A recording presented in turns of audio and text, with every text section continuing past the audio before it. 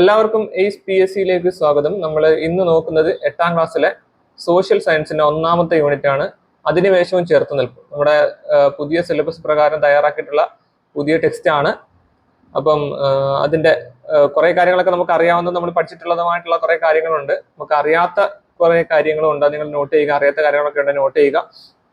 അതേപോലെ പിന്നെ നമുക്ക് കേട്ടറ്റിനായാലും ഹൈസ്കൂൾ HSI എക്സാമിന് പ്രിപ്പയർ ചെയ്യുന്നവരെ സംബന്ധിച്ചിടത്തോളം നമ്മുടെ ബേസിക് ആയിട്ടുള്ള ഒരു കാര്യമാണ് സ്കൂൾ ടെക്സ്റ്റ് അറിഞ്ഞിരിക്കുക എന്നുള്ളതാണ് നമ്മളെ സംബന്ധിച്ചിടത്തോളം വളരെ ഇമ്പോർട്ടൻ്റ് ആയിട്ടുള്ള ഒരു കാര്യം. അപ്പോൾ ഇവിടെ കൊടുത്തിട്ടുള്ളത് ജെയിംസ് ഫൾച്ചറിന്റെ ഒരു ടെക്സ്റ്റിന്റെ ബേസ് ചെയ്തുകൊണ്ടുള്ള കുറച്ച് കാര്യങ്ങളാണ് ആദ്യത്തെ ഒരു പേജിൽ നമുക്ക് കൊടുത്തിട്ടുള്ളത്. അതിനകത്ത് നോക്കുക, capitalism a very short introduction എന്ന് പറയുന്ന ഒരു ടെക്സ്റ്റ് ആണ്. ടെക്സ്റ്റിന്റെ കുറച്ച് ഭാഗമാണ് ഇവിടെ കൊടുത്തിട്ടുള്ളത്. അപ്പൊ ഈ ഒരു ടെക്സ്റ്റ് എഴുതിയത് ആരാണെന്ന് നമ്മുടെ അടുത്ത് വേണമെങ്കിൽ ചോദിക്കാം. ഈ ഒരു ടെക്സ്റ്റ് എഴുതിയിട്ടുള്ള വ്യക്തി ആരാണെന്ന് ചോദിച്ചാൽ അത് ജെയിംസ് ഫൾച്ചർ ആണ്. അദ്ദേഹത്തിന്റെ ടെക്സ്റ്റ് ആണ് capitalism a very short introduction എന്ന് പറയുന്ന ഒരു ടെക്സ്റ്റ്. അപ്പം ഈ ടെക്സ്റ്റ് പറഞ്ഞിട്ടുള്ള കുറച്ച് കാര്യങ്ങൾ. ഈ ടെക്സ്റ്റ് എന്താന്ന് പറഞ്ഞു കഴിഞ്ഞാൽ ക്യാപിറ്റലിസം യൂറോപ്പിൽ നിന്നും മറ്റു രാജ്യങ്ങളിലേക്ക് എങ്ങനെയാണ് വ്യാപിച്ചതെന്നും ക്യാപിറ്റലിസത്തിന്റെ പ്രത്യേകതകൾ എന്തെല്ലാമാണെന്നും തുടങ്ങിയ കാര്യങ്ങളൊക്കെയാണ് ഈ ഒരു ടെക്സ്റ്റിന്റെ പ്രധാനമായിട്ടും അദ്ദേഹം ജെയിംസ് ഫൾച്ചർ ടെക്സ്റ്റിൽ പറഞ്ഞിട്ടുള്ളത്. അതിനകത്ത് കൊടുത്തിട്ടുള്ള കുറച്ച് കാര്യങ്ങൾ എന്ന് പറഞ്ഞു കഴിഞ്ഞാൽ ഇംഗ്ലീഷ് ഈസ്റ്റ് ഇന്ത്യ കമ്പനി, നമുക്കറിയാം നമ്മുടെ രാജ്യത്തെ ഇംഗ്ലീഷ് ഈസ്റ്റ് ഇന്ത്യ കമ്പനി സ്ഥാപിതമായ വർഷവും അതുമായിട്ട് ബന്ധപ്പെട്ട് ഇംഗ്ലീഷ് ഈസ്റ്റ് ഇന്ത്യ കമ്പനിയുമായിട്ട് ബന്ധപ്പെട്ടുള്ള കുറച്ച് കാര്യങ്ങളൊക്കെ നമ്മൾ പഠിച്ചിട്ടുള്ളതാണ്. അതേപോലെ അപ്പൊ അതിനകത്ത് ഇംഗ്ലീഷ് ഈസ്റ്റ് ഇന്ത്യ കമ്പനി അതിന്റെ ആദ്യത്തെ കപ്പൽ വ്യൂഹം ഈസ്റ്റ് ഇൻഡീസിലേക്ക്, ഇവിടെ ഈസ്റ്റ് ഇൻഡീസ് എന്ന് പറയുന്നത് എന്താണ്, കിഴക്കൻ രാജ്യങ്ങൾ, അതായത് ഇന്ത്യ ഉൾപ്പെടെയുള്ള കിഴക്കൻ രാജ്യങ്ങൾ, കിഴക്കൻ പ്രദേശങ്ങൾ എന്ന് സൂചിപ്പിക്കാൻ വേണ്ടിയാണ് ഈസ്റ്റ് ഇൻഡീസ് എന്ന് കൊടുത്തിരിക്കുന്നത്. അപ്പം ഇംഗ്ലീഷ് ഈസ്റ്റ് ഇന്ത്യ കമ്പനി അതിന്റെ ആദ്യത്തെ കപ്പൽ വ്യൂഹം ഈസ്റ്റ് ഇൻഡീസിലേക്ക് അയക്കുന്നത് എന്നാണെന്ന് ചോദിച്ചാൽ അത് 1601 ഏപ്രിൽ ആയിരുന്നു. ജസ്റ്റ് ഈ വർഷം ഒന്ന് നോട്ട് ചെയ്ത് വെച്ചിരുന്നാൽ അത് ഇമ്പോർട്ടൻ്റ് അല്ല കേട്ടോ. അപ്പൊ ജസ്റ്റ് ഒന്ന് ഓർത്ത് വെച്ചിരുന്നാൽ ഈ ടെക്സ്റ്റിൽ പറയുന്നതുകൊണ്ട് നമ്മളൊന്ന് ഓർക്കുന്നതേ ഉള്ളൂ. 18 മാസങ്ങൾക്ക് ശേഷം അസെൻഷൻ, ഡ്രാഗൺ, ഹെക്ടർ, സൂസൻ എന്നീ 4 കപ്പലുകൾ സുമാത്രയിൽ നിന്നും ജാവയിൽ നിന്നും കുരുമുളകും മറ്റു ഉൽപ്പന്നങ്ങളുമായിട്ട് മടങ്ങിയെത്തി. അവര് ഈ കപ്പലിന്റെ പേര് ഒന്ന് മറന്നിരിക്കണം, കാരണം വീണ്ടും നമുക്ക് ഈ കപ്പലിൽ യാത്ര ചെയ്തവരാരൊക്കെയാണെന്ന് ചോദിക്കാം. അതൊക്കെ വരുന്ന ടോപ്പിക്കുകളിലൊക്കെ വരുന്നുണ്ട്. അസെൻഷൻ, ഡ്രാഗൺ, ഹെക്ടർ, അതേപോലെ സൂസൻ, ഈ 4 കപ്പലുകളിലാണ് സുമാത്രയിൽ നിന്നും ജാവയിൽ നിന്നും, അത് നമുക്കറിയാം ഇന്തോനേഷ്യൻ ദ്വീപുകളായ സുമാത്രയിൽ നിന്നും ജാവയിൽ നിന്നും കുരുമുളകും മറ്റു ഉൽപ്പന്നങ്ങളൊക്കെ ആയിട്ട് എങ്ങോട്ട് മടങ്ങിയെത്തി, അവരെ രാജ്യത്തിലേക്ക് മടങ്ങിയെത്തി എന്നാണ് ഇവിടെ പറയുന്നത്. ഈ വിജയത്തെ തുടർന്ന് ഇതേ കപ്പലുകൾ ലണ്ടനിൽ നിന്ന് വീണ്ടും 1604 മാർച്ചിൽ 2ാം ദൗത്യം ആരംഭിച്ചു. മടക്കയാത്രയിൽ ഹെക്ടറും സൂസനും ആദ്യം പുറപ്പെട്ടു. പക്ഷേ സൂസൻ കടലിൽ വെച്ച് തന്നെ തകരുകയാണ്. പിന്നാലെ വന്ന അസെൻഷനും ഡ്രാഗണും ഹെക്ടറിനെ രക്ഷിക്കുമ്പോഴേക്കും കടലിൽ ഉഴറി നടക്കുകയായിരുന്ന ആ കപ്പലിലെ മിക്ക നാവികരും മരണപ്പെട്ടിരുന്നു. 1606 മെയ് മാസത്തിൽ കുരുമുളകും ഗ്രാമ്പും ജാതിക്കയും നിറച്ച കപ്പലുകൾ ഇംഗ്ലണ്ടിലെത്തി. കമ്പനിയുടെ ലാഭം മുടക്കുമുതലിന്റെ 95% എന്നാണ് ആര് പറയുന്നത്, ജെയിംസ് ഫൾച്ചറിന്റെ capitalism a very short introduction എന്ന് പറയുന്ന ആ ഒരു ടെക്സ്റ്റിൽ അദ്ദേഹം പറയുന്നത്. അപ്പം കമ്പനിയുടെ ലാഭം മുടക്കുമുതലിൽ എത്ര ശതമാനമാണെന്ന് ചോദിച്ചാൽ 95%. അപ്പൊ അത്രയും ലാഭമാണ് അവർക്ക് കിട്ടിയത്. അവർക്ക് കപ്പലിൽ പോകുന്നതിന്റെ ഒരു ചെലവ് മാത്രമേ ഉള്ളൂ. ഈ പറയുന്ന രാജ്യങ്ങളിൽ നമ്മുടെ പിന്നെ ഈസ്റ്റ് ഇൻഡീസിലേക്ക്, അതായത് ഇന്ത്യ ഉൾപ്പെടെ കിഴക്കൻ രാജ്യങ്ങളിലേക്കെല്ലാം വന്നുകൊണ്ട് എന്ത് ചെയ്തത്, അവര് എല്ലാ സാധനങ്ങളും ഒരു മുടക്കുമുതലും കൂടാതെ എല്ലാം എന്ത് ചെയ്യുന്നുണ്ട്, എടുത്തുകൊണ്ട് പോവുകയാണ്, അവരെ ഇംഗ്ലണ്ടിലേക്ക് കൊണ്ടുപോവുകയാണ്. അപ്പൊ അതിനെക്കുറിച്ചാണ് ആ ഒരു ഫസ്റ്റ് നമ്മുടെ പേജിൽ പറയുന്നത്. ഓക്കെ, നമ്മൾ 2ാമത്തെ പേജിലേക്ക് പോവുകയാണെങ്കിൽ, അതായത് സെക്കൻഡ് പേജിലേക്ക് നമ്മൾ പോവുകയാണെങ്കിൽ പിന്നെ നമുക്ക് അവിടെ കൊടുത്തിട്ടുള്ളത് നോക്കാം. അവിടെ കൊടുത്തിട്ടുള്ളത് ഇന്ത്യ ഉൾപ്പെടെയുള്ള കിഴക്കൻ പ്രദേശങ്ങളിലേക്ക്, നമ്മൾ നേരത്തെ പറഞ്ഞ ഈസ്റ്റ് ഇൻഡീസ്, വ്യാപാര ബന്ധത്തിനായിട്ട് ഇംഗ്ലണ്ടിൽ സ്ഥാപിച്ച് പിൽക്കാലത്ത് ഇന്ത്യ അടക്കി ഭരിച്ച ഇംഗ്ലീഷ് ഈസ്റ്റ് ഇന്ത്യ കമ്പനിയുടെ ആദ്യ വ്യാപാര പരിശ്രമങ്ങളിൽ വിവരണം വായിച്ചല്ലോ. ഇംഗ്ലീഷ് ഈസ്റ്റ് ഇന്ത്യ കമ്പനിയെ കുറിച്ച് നമുക്ക് മനസ്സിലാക്കേണ്ടതായിട്ടുണ്ട് കേട്ടോ. ഇത്രയും ബുദ്ധിമുട്ടേറിയ വ്യാപാരത്തിന് ഇംഗ്ലീഷ് ഈസ്റ്റ് ഇന്ത്യ കമ്പനി പ്രേരിപ്പിച്ച എന്താണെന്ന് നമുക്ക് നോക്കാം. പ്രാചീനകാലം മുതൽ യൂറോപ്യർക്ക് ലോകത്തെ ഇതര ഭാഗങ്ങളുമായിട്ട് വ്യാപാര ബന്ധം ഉണ്ടായിരുന്നു. ഇതിൽ ഏഷ്യയും ഉൾപ്പെട്ടിരുന്നു. ഈ ബന്ധങ്ങൾ 15ാം നൂറ്റാണ്ടിന്റെ അവസാനത്തോടെ യൂറോപ്പിൽ നിന്ന് കിഴക്ക് ദിശയിലേക്ക് ഒരു സമുദ്രപാത കണ്ടെത്തുന്നതിലേക്ക് നയിച്ചു. ഇതിന് കാരണമായ പ്രധാന ഘടകങ്ങൾ താഴെ പറയുന്നതാണ്. യൂറോപ്യർ കപ്പൽ നിർമ്മാണത്തിലും കപ്പൽ യാത്രയിലും കൈവരിച്ച സാങ്കേതിക പുരോഗതി, ഭൂമിശാസ്ത്ര പരിജ്ഞാനത്തിലുണ്ടായ വളർച്ച, ദിശ കണ്ടെത്താൻ സഹായിക്കുന്ന കോമ്പസ്, ഭൂപട നിർമ്മാണം എന്നിവയിലുണ്ടായ പുരോഗതി. ഇതൊക്കെ പറയുന്നത് എന്താണെന്ന് വെച്ചാൽ പ്രാചീന കാലം മുതൽക്ക് തന്നെ നമുക്കറിയാം യൂറോപ്യനാണ് ലോകത്തിന്റെ വിവിധ ഭാഗങ്ങളിലേക്ക് വ്യാപാരം നടത്തിയിട്ടുള്ളവർ ഏറ്റവും കൂടുതൽ. അതുപോലെ പല രാജ്യങ്ങളും പല സ്ഥലങ്ങളും പല ഭൂഖണ്ഡങ്ങളൊക്കെ കണ്ടെത്തിയതാരാണ്, യൂറോപ്യന്മാരാണ്. അപ്പൊ ഇതിൽ ഏഷ്യയും ഉൾപ്പെട്ടിരുന്നു. ഈ ബന്ധങ്ങൾ 15ാം നൂറ്റാണ്ടിന്റെ അവസാനത്തോടു കൂടി യൂറോപ്പിൽ നിന്ന് കിഴക്ക് ദിശയിലേക്കുള്ള ഒരു സമുദ്രപാത കണ്ടെത്താൻ വേണ്ടിയിട്ട് നയിക്കുകയാണ്. അപ്പൊ ഇതിന് കാരണമായിട്ടുള്ള ഘടകങ്ങളാണ് അവിടെ കൊടുത്തിട്ടുള്ളത്. യൂറോപ്യർ കപ്പൽ നിർമ്മാണത്തിലും കപ്പൽ യാത്രയിലും കൈവരിച്ച സാങ്കേതിക പുരോഗതി നമുക്കറിയാം. ഭൂമിശാസ്ത്രപരമായിട്ട് അവർക്ക് ഒരുപാട് കാര്യങ്ങൾ അറിവുണ്ടായിരുന്നു. അതുപോലെ ദിശ കണ്ടെത്താൻ സഹായിക്കുന്ന കോമ്പസും ഭൂപടം ഒക്കെ നിർമ്മിച്ചതൊക്കെ ആരാണ്? യൂറോപ്യന്മാരാണ്. പുതിയ പ്രദേശങ്ങളിലെയും അവിടുത്തെ സമ്പത്തിനെയും കുറിച്ച് സഞ്ചാരികളുടെ യാത്രാ വിവരണങ്ങൾ പകർന്ന അറിവ് അവർക്കുണ്ടായിരുന്നു. അതുപോലെ യൂറോപ്പിൽ കുരുമുളകടക്കമുള്ള ഏഷ്യൻ ഉൽപ്പന്നങ്ങൾക്കുണ്ടായിരുന്ന കച്ചവട സാധ്യതയും തുർക്കികൾ കോൺസ്റ്റാന്റിനോപ്പിൾ പിടിച്ചടക്കിയതുമെല്ലാം ഇത്തരത്തിലുള്ള കടൽ മാർഗം അവർക്ക് എന്ത് ചെയ്തു? ഏഷ്യയും അതുപോലെ തന്നെ യൂറോപ്പുമായിട്ട് ബന്ധം സ്ഥാപിക്കുന്ന രീതിയിൽ ഒരു സമുദ്രപാത കണ്ടെത്താൻ വേണ്ടിയിട്ട് നയിച്ച ഘടകങ്ങളാണ് ഇതെല്ലാം. അപ്പൊ ഇതൊന്നും ജസ്റ്റ് അറിഞ്ഞിരുന്നാൽ മതി, നമുക്ക് അറിയാവുന്ന കാര്യം തന്നെയാണ്.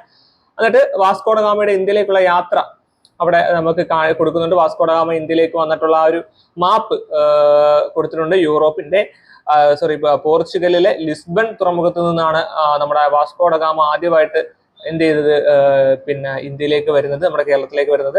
അപ്പൊ ആ ഒരു പിന്നെ സമുദ്രപാത കൊടുത്തിട്ടുണ്ട്. കനേറി ദ്വീപുകൾ, സെന്റ് ഹെലേന ദ്വീപ്, അതുപോലെ തന്നെ ശുഭപ്രതീക്ഷ മുനമ്പ് വഴിയൊക്കെ, അതുപോലെ മഡഗാസ്കർ, മൊഗാദിഷു ദ്വീപുകൾ, മൊസാംബിക്ക്, അവിടെയൊക്കെ കറങ്ങി ഇങ്ങനെയാണ് പുള്ളിക്കാരൻ എന്ത് ചെയ്തത് വരുന്നത്. അപ്പൊ ആ ഒരു മാപ്പ് അവിടെ നമുക്ക് ജസ്റ്റ് കാണാൻ സാധിക്കും. കോഴിക്കോട് കാപ്പാട് കടപ്പുറത്ത് വന്നിറങ്ങിയതായിട്ട് നമുക്ക് മനസ്സിലാക്കാൻ സാധിക്കും. അപ്പൊ അതുപോലെ തന്നെ അതിന്റെ സൈഡിലായിട്ട് കൊടുത്തിട്ടുണ്ട് കോൺസ്റ്റാന്റിനോപ്പിൾ എന്ന് കൊടുത്തിട്ടുണ്ട്. യൂറോപ്പിനും ഏഷ്യയ്ക്കും ഇടയിലുള്ള ഒരു പ്രധാന കേന്ദ്രമായിരുന്നു കോൺസ്റ്റാന്റിനോപ്പിൾ. ഇതുവഴിയാണ് യൂറോപ്പും ഏഷ്യയും തമ്മിൽ കരമാർഗം വ്യാപാര ബന്ധത്തിൽ ഏർപ്പെട്ടിരുന്നത് 1453. ഇത് നമുക്കെല്ലാം അറിയാവുന്ന ഡേറ്റ് ആണ്. അറിയാത്തവരുടെ നോട്ട് എഴുതിച്ചാണ്, കാരണം നമുക്ക് ഉറപ്പായിട്ട് ചോദിക്കും. 1453 തുർക്കികൾ ഇവിടം പിടിച്ചെടുക്കുകയും ഇതുവഴിയുള്ള യൂറോപ്യരുടെ വ്യാപാരം തടയുകയും ചെയ്തു. തുടർന്ന് പുതിയ പാത കണ്ടെത്തുന്നതിന് യൂറോപ്യർ നിർബന്ധിതരായി എന്നാണ് കോൺസ്റ്റാന്റിനോപ്പിളിനെ കുറിച്ച് കൊടുത്തത്. നമുക്കറിയാം കോൺസ്റ്റാന്റിനോപ്പിൾ എന്ന് പറഞ്ഞാൽ എന്താണ്? കോൺസ്റ്റാന്റിനോപ്പിൾ കിഴക്കൻ റോമാ സാമ്രാജ്യത്തിന്റെ തലസ്ഥാനമായിരുന്നു, അല്ലെ? കിഴക്കൻ റോമാ സാമ്രാജ്യത്തിന്റെ തലസ്ഥാനമായിരുന്നു കോൺസ്റ്റാന്റിനോപ്പിൾ എന്ന് പറയുന്നത്. ഇന്നത്തെ ഇപ്പൊ അറിയപ്പെടുന്നത് ഇസ്താംബുൾ എന്നാണ്. ഇപ്പോൾ ഇസ്താംബുൾ എന്നാണ് നമ്മുടെ കോൺസ്റ്റാന്റിനോപ്പിളിനെ അറിയപ്പെടുന്നത്. ഇസ്താംബുൾ എന്നാണ്. ഇതൊക്കെ അറിയാത്തവരുണ്ടെങ്കിൽ ജസ്റ്റ് ഒന്ന് നോട്ട് ചെയ്ത് വെച്ചേക്കുക. ഇസ്താംബുൾ എന്നാണ് കോൺസ്റ്റാന്റിനോപ്പിളിനെ ഇപ്പൊ അറിയപ്പെടുന്ന പേര്. അതേപോലെ ഓട്ടോമൻ സുൽത്താനായ മുഹമ്മദ്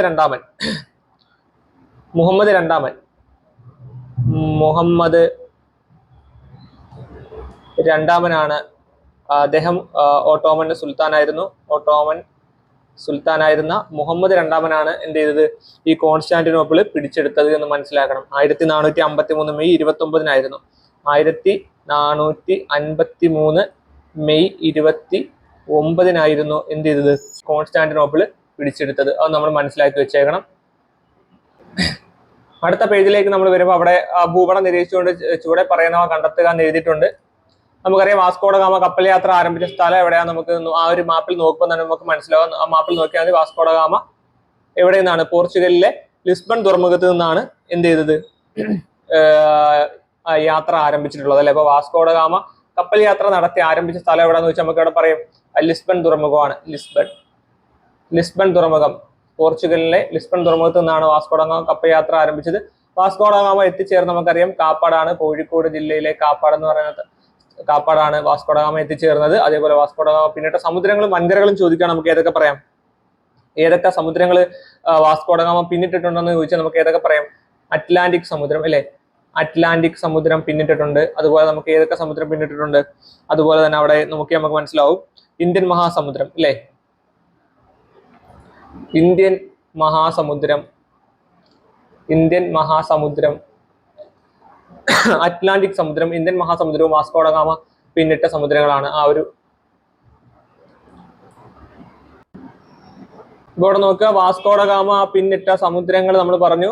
ഏതൊക്കെയാണ്? അറ്റ്ലാന്റിക് സമുദ്രം. ഇവിടെ നോക്കി നമുക്ക് കാണാൻ പറ്റും അറ്റ്ലാന്റിക് സമുദ്രം വാസ്കോഡ ഗാമ പിന്നിട്ട സമുദ്രമാണ്. അതുപോലെ തന്നെ ഇന്ത്യൻ മഹാസമുദ്രം വാസ്കോഡ ഗാമ പിന്നിട്ട സമുദ്രമാണ്.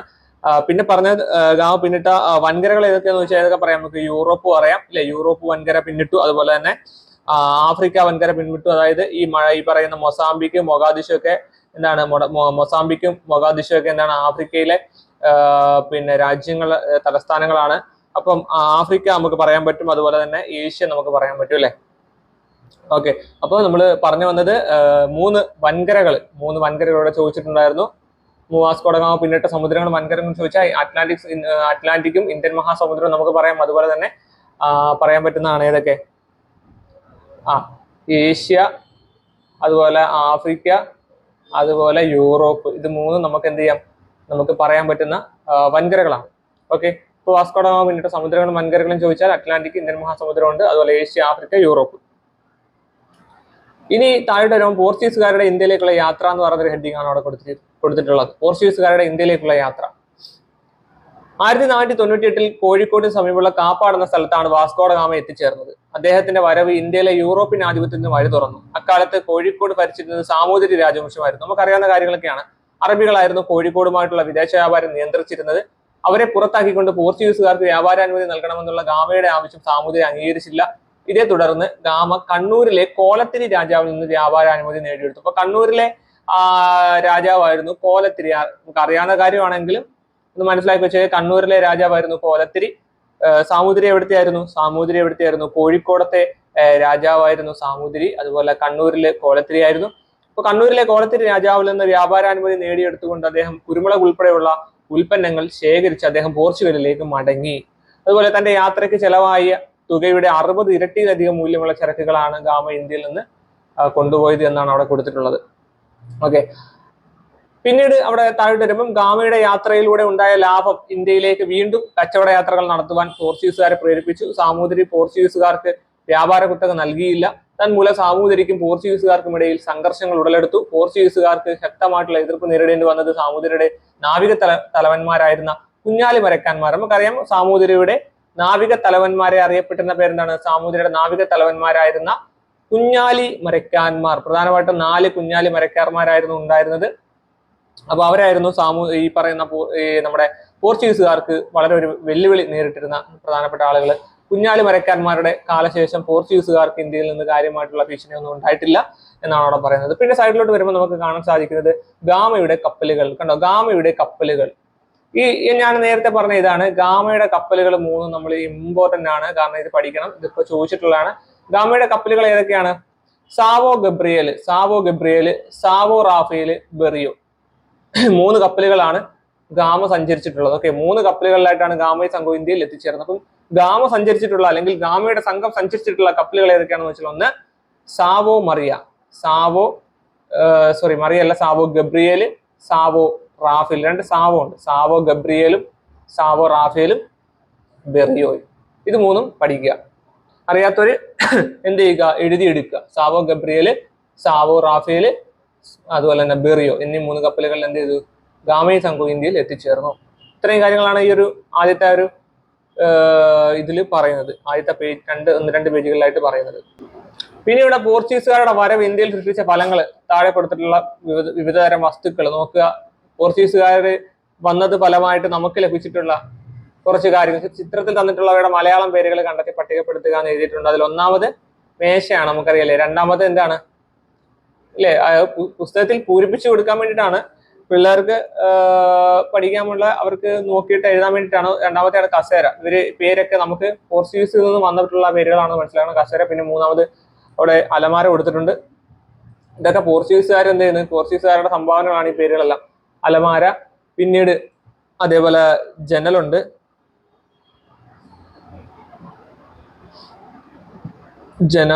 ജനല്, അതുപോലെ തന്നെ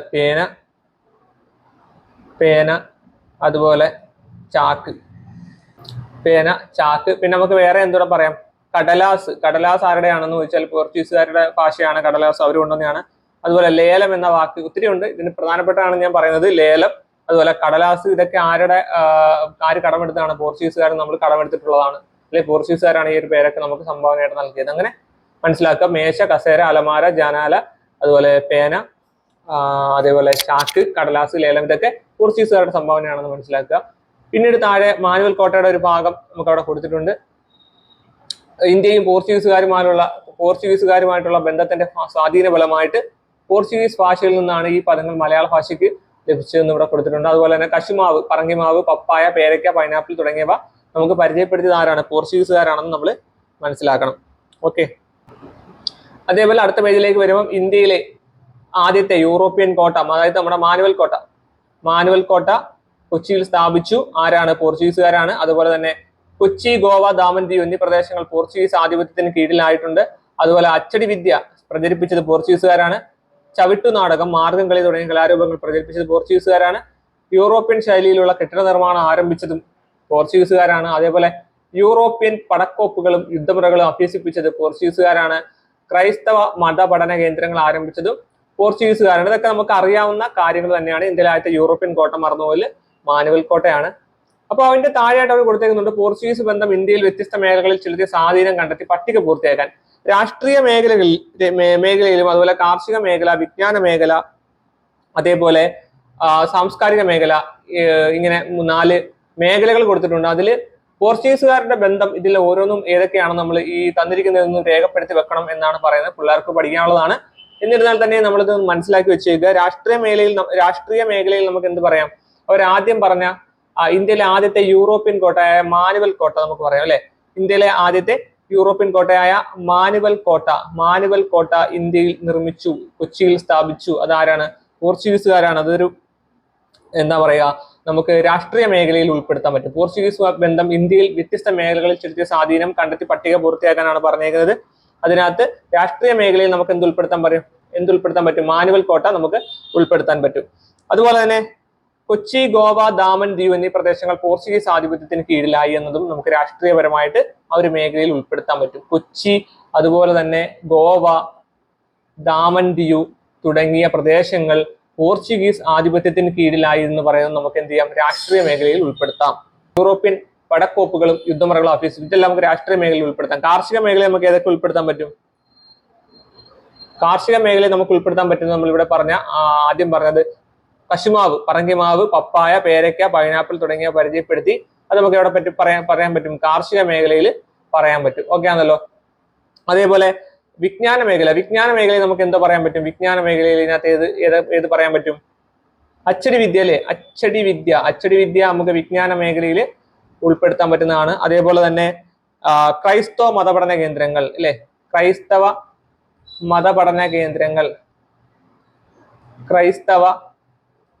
മതപഠന കേന്ദ്രങ്ങൾ ഇതൊക്കെ എന്തായത്? വിജ്ഞാന മേഖലയിൽ ഉൾപ്പെടുത്താൻ പറ്റും. അപ്പൊ അച്ചടി വിദ്യ ആരംഭിച്ചു, അതുപോലെ തന്നെ ക്രൈസ്തവ മതപഠന കേന്ദ്രങ്ങൾ ആരംഭിച്ചു. ഇതൊക്കെ വിജ്ഞാന മേഖലയിൽ ഉൾപ്പെടുത്താം. സാംസ്കാരിക മേഖലയിൽ നമുക്ക് എന്ത് ഉൾപ്പെടുത്താം? ഈ പറഞ്ഞ ചവിട്ട് നാടകം, അതേപോലെ തന്നെ മാർഗംകളി അല്ലെ തുടങ്ങിയ കലാരൂപങ്ങൾ പ്രചരിപ്പിച്ചു എന്ന് പറഞ്ഞു. അത് നമുക്ക് എവിടെ പറയാം? സാംസ്കാരിക മേഖലയിൽ പറയാം. അതേപോലെ യൂറോപ്യൻ ശൈലിയിലുള്ള കെട്ടിടങ്ങൾ നമുക്ക് എവിടെ പറയാം? സാംസ്കാരിക മേഖലയിൽ പറയാം. പിന്നീട് അതിന്റെ താഴെയായിട്ട് കൊടുത്തിട്ടുണ്ട് ഡച്ചുകാർ എന്ന് പറഞ്ഞിട്ട് അവിടെ കൊടുത്തിട്ടുണ്ട്. ഡച്ചുകാർ പറയുന്നത് പോർച്ചുഗീസുകാരെ തുടർന്ന് ഇന്ത്യയിലേക്ക് എത്തിച്ചേർന്ന യൂറോപ്യർ നെതർലൻഡിൽ ഇത് ഇമ്പോർട്ടന്റ് ആണ്, ഇത് മനസ്സിലാക്കി വെച്ചാണ്. ഹോളണ്ട് അല്ലെങ്കിൽ നെതർലൻഡിനെ അറിയപ്പെടുന്ന മറ്റൊരു പേരാണെന്ത്? ഹോളണ്ട്. അപ്പൊ ഹോളണ്ടിൽ നിന്നുള്ളവരായിരുന്നു ഡച്ചുകാരെന്ന് നമ്മൾ മനസ്സിലാക്കണം. അറിയാത്തവരുണ്ടെങ്കിൽ നോട്ട് ചെയ്യുക. ഹോളണ്ട് അല്ലെങ്കിൽ നെതർലൻഡിൽ നിന്നുള്ളവരായിരുന്നു ഡച്ചുകാർ എന്നാണ് ഇവർ അറിയപ്പെട്ടിരുന്നത്. നാഗപട്ടണം, ബറോച്ച്, അഹമ്മദാബാദ്, ചിൻസുര എന്നിവയായിരുന്നു ഡച്ചുകാരുടെ ഇന്ത്യയിലെ പ്രധാന വാണിജ്യ കേന്ദ്രങ്ങൾ. ഇത് ഇമ്പോർട്ടന്റ് ആണ്, നമുക്ക് ചോദിക്കും. ഡച്ചുകാരുടെ പ്രധാനപ്പെട്ട പട്ടണങ്ങൾ ഏതെല്ലാമാണ് എന്ന് ചോദിച്ചാൽ, ഇന്ത്യയിലെ പ്രധാനപ്പെട്ട വാണിജ്യ കേന്ദ്രങ്ങൾ ഏതെല്ലാമായിരുന്നു എന്ന് ചോദിച്ചാൽ ഇത് 4 നാഗപട്ടണം, ബറോച്ച്, അഹമ്മദാബാദ്, അതേപോലെ ചിൻസുര. ഇത് 4 ഡച്ചുകാരുടെ ഇന്ത്യയിലെ പ്രധാനപ്പെട്ട വാണിജ്യ കേന്ദ്രങ്ങൾ എന്ന് മനസ്സിലാക്കണം. കച്ചവടാധിപത്യത്തിനായുള്ള മത്സരത്തിൽ ഡച്ചുകാർ പോർച്ചുഗീസുകാരെ പരാജയപ്പെടുത്തിയെന്നും കൊടുത്തിട്ടുണ്ട്. അപ്പോൾ ഡച്ചുകാരുടെ വാണിജ്യ കേന്ദ്രങ്ങൾ മറന്നു പോകരുത്.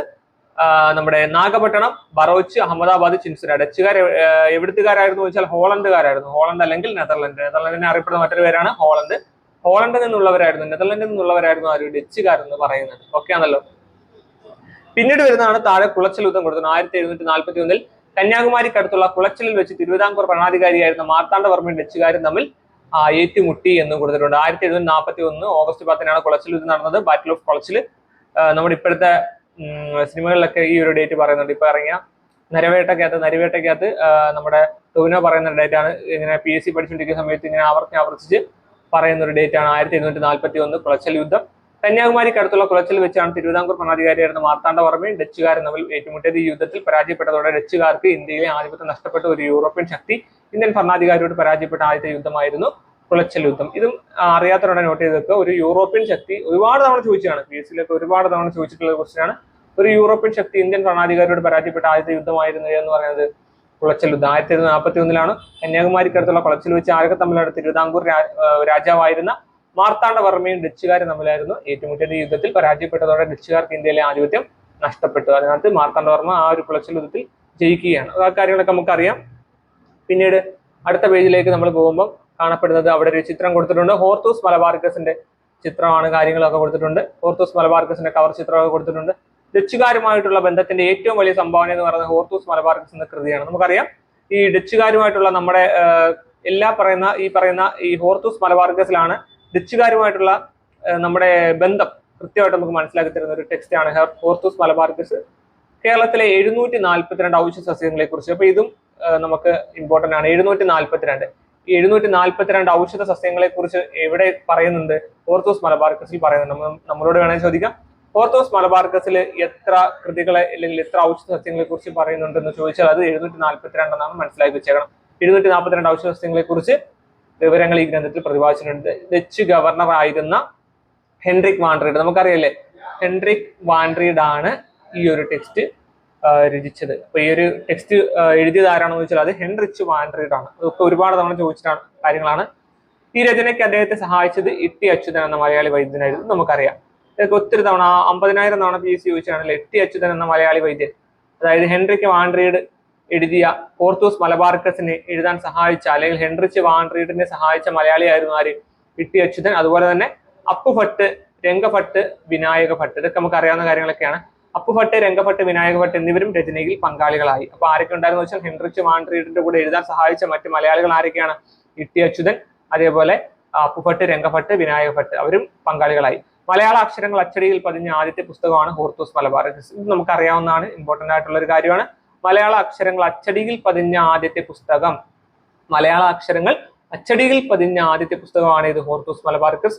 മലയാളം, ഇംഗ്ലീഷ് എന്നീ ഭാഷകളിലേക്ക് ഈ കൃതി വിവർത്തനം ചെയ്തത് ഡോക്ടർ KS മണിലാൽ ആണ്. ഇതും ഇമ്പോർട്ടന്റ് ആണ്. മലയാളം, ഇംഗ്ലീഷ് എന്നീ ഭാഷകളിലേക്ക് നമ്മുടെ ഹോർത്തൂസ് മലബാർക്കസ് വിവർത്തനം ചെയ്ത വ്യക്തിയാണ് ആര്? Doctor KS Manilal. ഇമ്പോർട്ടന്റ് ആണ്. ഇതൊക്കെ ബേസ് ഫാക്റ്റ് ആണ്. ഓട്ടെ, ഹോർത്തൂസ് മലബാർക്കസുമായിട്ട് ബന്ധപ്പെട്ടുകൊണ്ട് നമ്മൾ പറഞ്ഞ കാര്യങ്ങൾ, ഡച്ചുകാരുമായിട്ടുള്ള ബന്ധത്തിന്റെ ഏറ്റവും വലിയ സംഭാവന ഹോർത്തൂസ് മലബാർക്കസ് ആണ്. കേരളത്തിലെ 742 ഇമ്പോർട്ടന്റ് ആണ് ഈ ഒരു ഔഷധ സസ്യങ്ങളെ കുറിച്ചുള്ള 742 ഔഷധ സസ്യങ്ങളെ കുറിച്ചുള്ള വിവരങ്ങൾ ഈ ഒരു ഹോർത്തൂസ് മലബാർക്കസിലുണ്ട്. അതുപോലെ ഡച്ച് ഗവർണറായിരുന്ന ഹെൻറിച്ച് വാൻഡ്രീഡ് ആണ് ഈ ഒരു കൃതിയുടെ രചന നേതൃത്വം നൽകിയത്. അദ്ദേഹത്തിനെ സഹായിച്ച മലയാളി വൈദ്യനായിരുന്നു ഇട്ടി അച്യുതൻ. അതേപോലെ അപ്പുഭട്ട്, രംഗഭട്ട്, വിനായക ഭട്ട്, ഇങ്ങനെ 3 ഭട്ടുകൾ അവർ പങ്കാളികളായി. മലയാള അക്ഷരങ്ങൾ അച്ചടിയിൽ പതിഞ്ഞ ആദ്യത്തെ പുസ്തകം ഹോർത്തൂസ് മലബാർക്കസ് ആയിരുന്നു. അതുപോലെ മലയാളം, ഇംഗ്ലീഷ് എന്നീ ഭാഷകളിലേക്ക് ഈ കൃതി വിവർത്തനം ചെയ്ത ആരാണ്? Doctor KS മണിലാലാണ്. ഓക്കെ, അപ്പൊ ഇട്ടി അച്യുതനെ കുറിച്ച് ഇവിടെ കൊടുത്തിട്ടുണ്ട്. ആലപ്പുഴ ജില്ലയിലെ ചേർത്തല താലൂക്കിലെ കടക്കരപ്പള്ളി ഗ്രാമത്തിൽ ഒരു പാരമ്പര്യ വൈദ്യ കുടുംബത്തിൽ ജനിച്ച പ്രഗത്ഭനായ വൈദ്യനായിരുന്നു ആര്? ഇട്ടി അച്യുതൻ എന്ന് പറയുന്നത്. അതും മനസ്സിലാക്കി വെച്ചാണ്, കാരണം നമുക്ക് ചിലപ്പോൾ ചോദിക്കാൻ സാധ്യതയുണ്ട്. ഇട്ടി അച്യുതന്റെ സ്ഥലം ഏതാണെന്ന് വേണമെങ്കിൽ നമുക്ക് ചോദിക്കാം. അപ്പൊ ഇട്ടി അച്യുതൻ ഏത് ജില്ലയിലുള്ള ആളായിരുന്നു എന്ന് ചോദിച്ചാൽ ആലപ്പുഴ ജില്ലയിലെ ചേർത്തല താലൂക്കിലെ കടക്കരപ്പള്ളി ഗ്രാമത്തിൽ ഒരു പാരമ്പര്യ വൈദ്യ കുടുംബത്തിൽ ജനിച്ച പ്രഗത്ഭനായ നാട്ടുവൈദ്യനായിരുന്നു ആര്? ഇട്ടി അച്യുതൻ. അപ്പൊ ഇട്ടി അച്യുതന്റെ സ്ഥലം എവിടെയാണ്? ആലപ്പുഴ ജില്ലയിലെ ചേർത്തല താലൂക്കിലെ കടക്കരപ്പള്ളി ഗ്രാമം. ഓക്കെ ആണല്ലോ. പിന്നെ താഴെ നമ്മുടെ ഹോർത്തൂസ് മലബാർക്കസിലെ ഒരു ചിത്രമാണ്. ഇത് ഏത് സസ്യമാണെന്ന് തിരിച്ചറിയുക എന്ന് പറഞ്ഞിട്ട് ഹോർത്തൂസ് മലബാർക്കസിന്റെ ഒരു പേജ് അവിടെ കൊടുത്തിട്ടുണ്ട്. അത് ഏത് സസ്യമാണെന്ന് വേണമെങ്കിൽ നമ്മളോട് ചോദിക്കാം. ഈ സസ്യത്തിന്റെ പേരാണ് ചൂണ്ടപ്പന. സോളിറ്ററി ഫിഷ് ടെയിൽ പാം എന്നും ഈ ഒരു സസ്യത്തെ അറിയപ്പെടുന്നുണ്ട്. ഇംഗ്ലീഷിൽ അങ്ങനെയാണ്, സോളിറ്ററി ഫിഷ് ടെയിൽ പാം എന്നാണ് ചൂണ്ടപ്പന എന്ന് നമ്മൾ മലയാളത്തിൽ പറയുമ്പോൾ. ഹോർത്തൂസ് മലബാർക്കസിൽ കൊടുത്തിട്ടുള്ള ചിത്രം ഏതാണെന്ന് ചോദിച്ചാൽ ഏതാണെന്ന് പറയാം, നമുക്ക് ചൂണ്ടപ്പനയുടെ ചിത്രമാണെന്ന് പറയാം. ഇത് പനവർഗത്തിൽപ്പെട്ട ഒരു സസ്യമാണ്. നമുക്കറിയാം പനവർഗത്തിൽപ്പെട്ട ഒരു സസ്യമാണ് ഈ ചൂണ്ടപ്പന എന്ന് പറയുന്നത്. അതേപോലെ ഒറ്റത്തടിയായിട്ട് വളരുന്ന ഈ ഒരു മരത്തിന്റെ തണ്ടുകളൊക്കെ എന്ത് ചെയ്യുന്നു? ഈ തണ്ടുകളൊക്കെ ആനയ്ക്കൊക്കെ ഫുഡായിട്ടൊക്കെ കൊടുക്കാറുണ്ട്. അപ്പൊ ആനയ്ക്കൊക്കെ പോർച്ചുഗീസുകാരെ ഇഷ്ടം പോലെ ആനയൊക്കെ നമ്മുടെ പോർച്ചുഗീസിലോട്ട് കേരളത്തിൽ നിന്ന് കൊണ്ടുപോയിട്ടുള്ളതായിട്ടൊക്കെ നമുക്ക് പഠിച്ചിട്ടുണ്ട്. അപ്പം ആനയ്ക്ക് കൊടുക്കുന്ന ഇലയായിരുന്നു ഇതിന്റെ തണ്ട് എന്ത് ചെയ്തു? ആനയ്ക്ക് ഫുഡായിട്ട് കൊടുക്കുമായിരുന്നു. അതുകൊണ്ട് തന്നെ ആനപ്പന, ഒലട്ടി എന്നൊക്കെ ഇതിനെ അറിയപ്പെടുന്നുണ്ട് കേട്ടോ. ആനപ്പന, ഒലട്ടി, പാലക്കാട് ജില്ലയിലൊക്കെ ഒലട്ടി എന്നാണ് അറിയപ്പെടുന്നത്. ഒലട്ടി എന്നീ പേരുകളിൽ എന്ത് ചെയ്യുന്നുണ്ട്? ഈ ഒരു നമ്മുടെ ചൂണ്ടപ്പനയെ അറിയപ്പെടുന്നത്. അപ്പം ഹോർത്തൂസ് മലബാർക്കസിലെ ഒരു ചിത്രമാണ് ഇവിടെ കൊടുത്തത്. ചൂണ്ടപ്പനയാണ്. സോളിറ്ററി ഫിഷ് ടെയിൽ പാമാണ്. പനവർഗത്തിൽപ്പെട്ട ഒരു സസ്യമാണ്. ആനപ്പന, ഒലട്ടി എന്നൊക്കെ ഇതിനെ അറിയപ്പെടുന്നു. ഓക്കെ, പിന്നീട് നമുക്ക് താഴെ വരുമ്പോൾ ഫ്രഞ്ചുകാരെ കൊടുത്തിട്ടുണ്ട്. ഫ്രഞ്ചുകാർ നമുക്കറിയാം ഡച്ചുകാർക്ക് ശേഷം വന്നവരാണ്. ഡച്ചുകാർക്ക് ശേഷം ബ്രിട്ടീഷുകാരും അതായത് ഇംഗ്ലീഷുകാരും പിന്നീട് ഫ്രഞ്ചുകാരും കച്ചവടത്തിനായിട്ട് ഇന്ത്യയിൽ എത്തിച്ചേർന്നിരുന്നു. ദക്ഷിണേന്ത്യയിൽ ആധിപത്യത്തിനായിട്ട് ബ്രിട്ടീഷുകാരും ഫ്രഞ്ചുകാരും തമ്മിൽ നടന്ന യുദ്ധങ്ങളായിരുന്നു കർണാട്ടിക് യുദ്ധങ്ങൾ. ഓക്കെ ആണല്ലോ. ഇത് കർണാട്ടിക് യുദ്ധങ്ങൾ നമുക്ക് ഇമ്പോർട്ടന്റ് ആണ്, പഠിച്ചേ പറ്റൂ. പ്രധാനപ്പെട്ട 4 കർണാട്ടിക് യുദ്ധങ്ങളുണ്ട്. കർണാട്ടിക് യുദ്ധങ്ങൾ ആരൊക്കെയായിരുന്നു? ബ്രിട്ടീഷുകാരും ഫ്രഞ്ചുകാരും തമ്മിൽ നടന്ന യുദ്ധങ്ങളായിരുന്നു കർണാട്ടിക് യുദ്ധങ്ങൾ. ബ്രിട്ടീഷുകാരും ഫ്രഞ്ചുകാരും തമ്മിൽ നടന്ന യുദ്ധങ്ങളായിരുന്നു കർണാട്ടിക് യുദ്ധങ്ങൾ. ഈ യുദ്ധത്തിൽ ബ്രിട്ടീഷുകാർക്കായിരുന്നു അന്തിമ വിജയം എന്ന് മനസ്സിലാക്കണം. തൽഫലമായിട്ട് ഫ്രഞ്ചുകാരുടെ ആധിപത്യം പോണ്ടിച്ചേരി അല്ലെങ്കിൽ പുതുച്ചേരി, യാനം, കാരക്കൽ, മാഹി എന്നീ പ്രദേശങ്ങളിൽ മാത്രമായിട്ട് ചുരുങ്ങി. ഫ്രഞ്ചുകാരുടെ സ്ഥലം നമുക്കറിയാം. ഫ്രഞ്ചുകാരുടെ ആധിപത്യമുള്ള സ്ഥലങ്ങളായിരുന്നു പോണ്ടിച്ചേരി. ഏറ്റവും ഇമ്പോർട്ടന്റ് ആണ് പോണ്ടിച്ചേരി അല്ലെങ്കിൽ പുതുച്ചേരി. അതുപോലെ യാനം, കാരക്കൽ, മാഹി. യാനം, കാരക്കൽ, മാഹി ഇതൊക്കെ ആരുടെ സ്ഥലങ്ങളായിരുന്നു? നമ്മുടെ ഫ്രഞ്ചുകാരുടെ സ്ഥലമായിരുന്നു നമ്മൾ മനസ്സിലാക്കണം. ഓക്കെ ആണല്ലോ. പിന്നീട് അടുത്ത പേജിലേക്ക് നമ്മൾ വരുമ്പം തന്നിട്ടുള്ള ഭൂപടം നിരീക്ഷിച്ച് പോർച്ചുഗീസുകാർ, ഡച്ചുകാർ, ഫ്രഞ്ചുകാർ എന്നിവരുടെ അധീനതയിലായിരുന്ന പ്രധാന കേന്ദ്രങ്ങൾ കണ്ടെത്തുക എന്ന് പറഞ്ഞിട്ട് അവിടെ ഒരു മാപ്പ് കൊടുത്തിട്ടുണ്ട്. ആ മാപ്പിൽ ഈ ഒരു ചിഹ്നം വരുന്നത് ഈ ഒരു പോർച്ചുഗീസുകാർ, അതായത് ഇപ്പൊ ഇവിടെ നോക്കിക്കഴിഞ്ഞാൽ നമുക്ക് മനസ്സിലാവും. കൊച്ചി ഇത് കുട്ടികൾക്ക് കണ്ടെത്താൻ വേണ്ടി കൊടുത്തിട്ടുള്ള കൊച്ചി, അതുപോലെ തന്നെ ഗോവ, ദാമൻ ആൻഡ് ദ്വീപ്. ഇത് രണ്ടും, ഈ 4 ആരുടെയാണ്? പോർച്ചുഗീസുകാരുടെ അധീനത്തിലുള്ള സ്ഥലങ്ങളായിരുന്നു. ഡച്ചുകാരുടെ ഈ ഒരു ചിഹ്നമാണ് നീല കളറുള്ള ഒരു സ്ക്വയർ കൊടുത്തിട്ടുണ്ട്. ആ ഡച്ചുകാരുടെ പ്രധാനപ്പെട്ട കേന്ദ്രങ്ങളായിരുന്നു നമ്മൾ നേരത്തെ ടെക്സ്റ്റ് പഠിച്ച നാഗപട്ടണം, അതുപോലെ ചിൻസുര, അഹമ്മദാബാദ്, ബറോച്ച്. ഇതൊക്കെ ആരുടേതായിരുന്നു? ഈ ഡച്ചുകാരുടെ പ്രധാനപ്പെട്ട വാണിജ്യ കേന്ദ്രങ്ങളായിരുന്നു. ഫ്രഞ്ചുകാരുടെയാണ് ഈ കൊടുത്തിരിക്കുന്നത് കേട്ടോ. മാഹി, കാരക്കൽ, പോണ്ടിച്ചേരി, യാനം ഇതെല്ലാം ആരുടേതായിരുന്നു? ഫ്രഞ്ചുകാരുടെ പ്രധാനപ്പെട്ട വാണിജ്യ കേന്ദ്രങ്ങളായിരുന്നു. ഇപ്പൊ നമ്മൾ താഴെ വേണമെങ്കിൽ എന്ത് ചെയ്യണം? എഴുതി വെക്കുക. അതിനകത്ത് ടെക്സ്റ്റ് ആ ഒരു മാപ്പിൽ നോക്കിയിട്ട് കുട്ടികളോട് എഴുതാൻ ആവശ്യപ്പെട്ടിട്ടുള്ള ഒരു പേജാണ് ആ ഒരു പേജ് എന്ന് പറയുന്നത്. അതിനകത്ത് നമുക്ക് പോർച്ചുഗീസുകാരുടെ നമുക്ക് കൊച്ചി എഴുതാം, അതുപോലെ തന്നെ നമുക്ക് എഴുതാം. അത് നിങ്ങൾ ജസ്റ്റ് പൂരിപ്പിച്ച് വെച്ചേക്കുക. അറിയാത്തവർക്ക് എഴുതിയെടുക്കുക. ഗോവ, അതുപോലെ തന്നെ ദാമൻ, അതുപോലെ തന്നെ ദിയു ആരുടേതാണ്? പോർച്ചുഗീസ് അധിനിവേശ പ്രദേശങ്ങളാണ്. ഡച്ച് അധിനിവേശ പ്രദേശങ്ങൾ നമുക്ക് ആ ഒരു ഇതിനകത്ത് നോക്കി നമുക്ക് എഴുതാം. നാഗപട്ടണം, അതുപോലെ തന്നെ ഏതൊക്കെ വരുന്നുണ്ട്? ചിൻസുര അല്ലെ, ചിൻസുര, നാഗപട്ടണം, അതേപോലെ തന്നെ അഹമ്മദാബാദ്,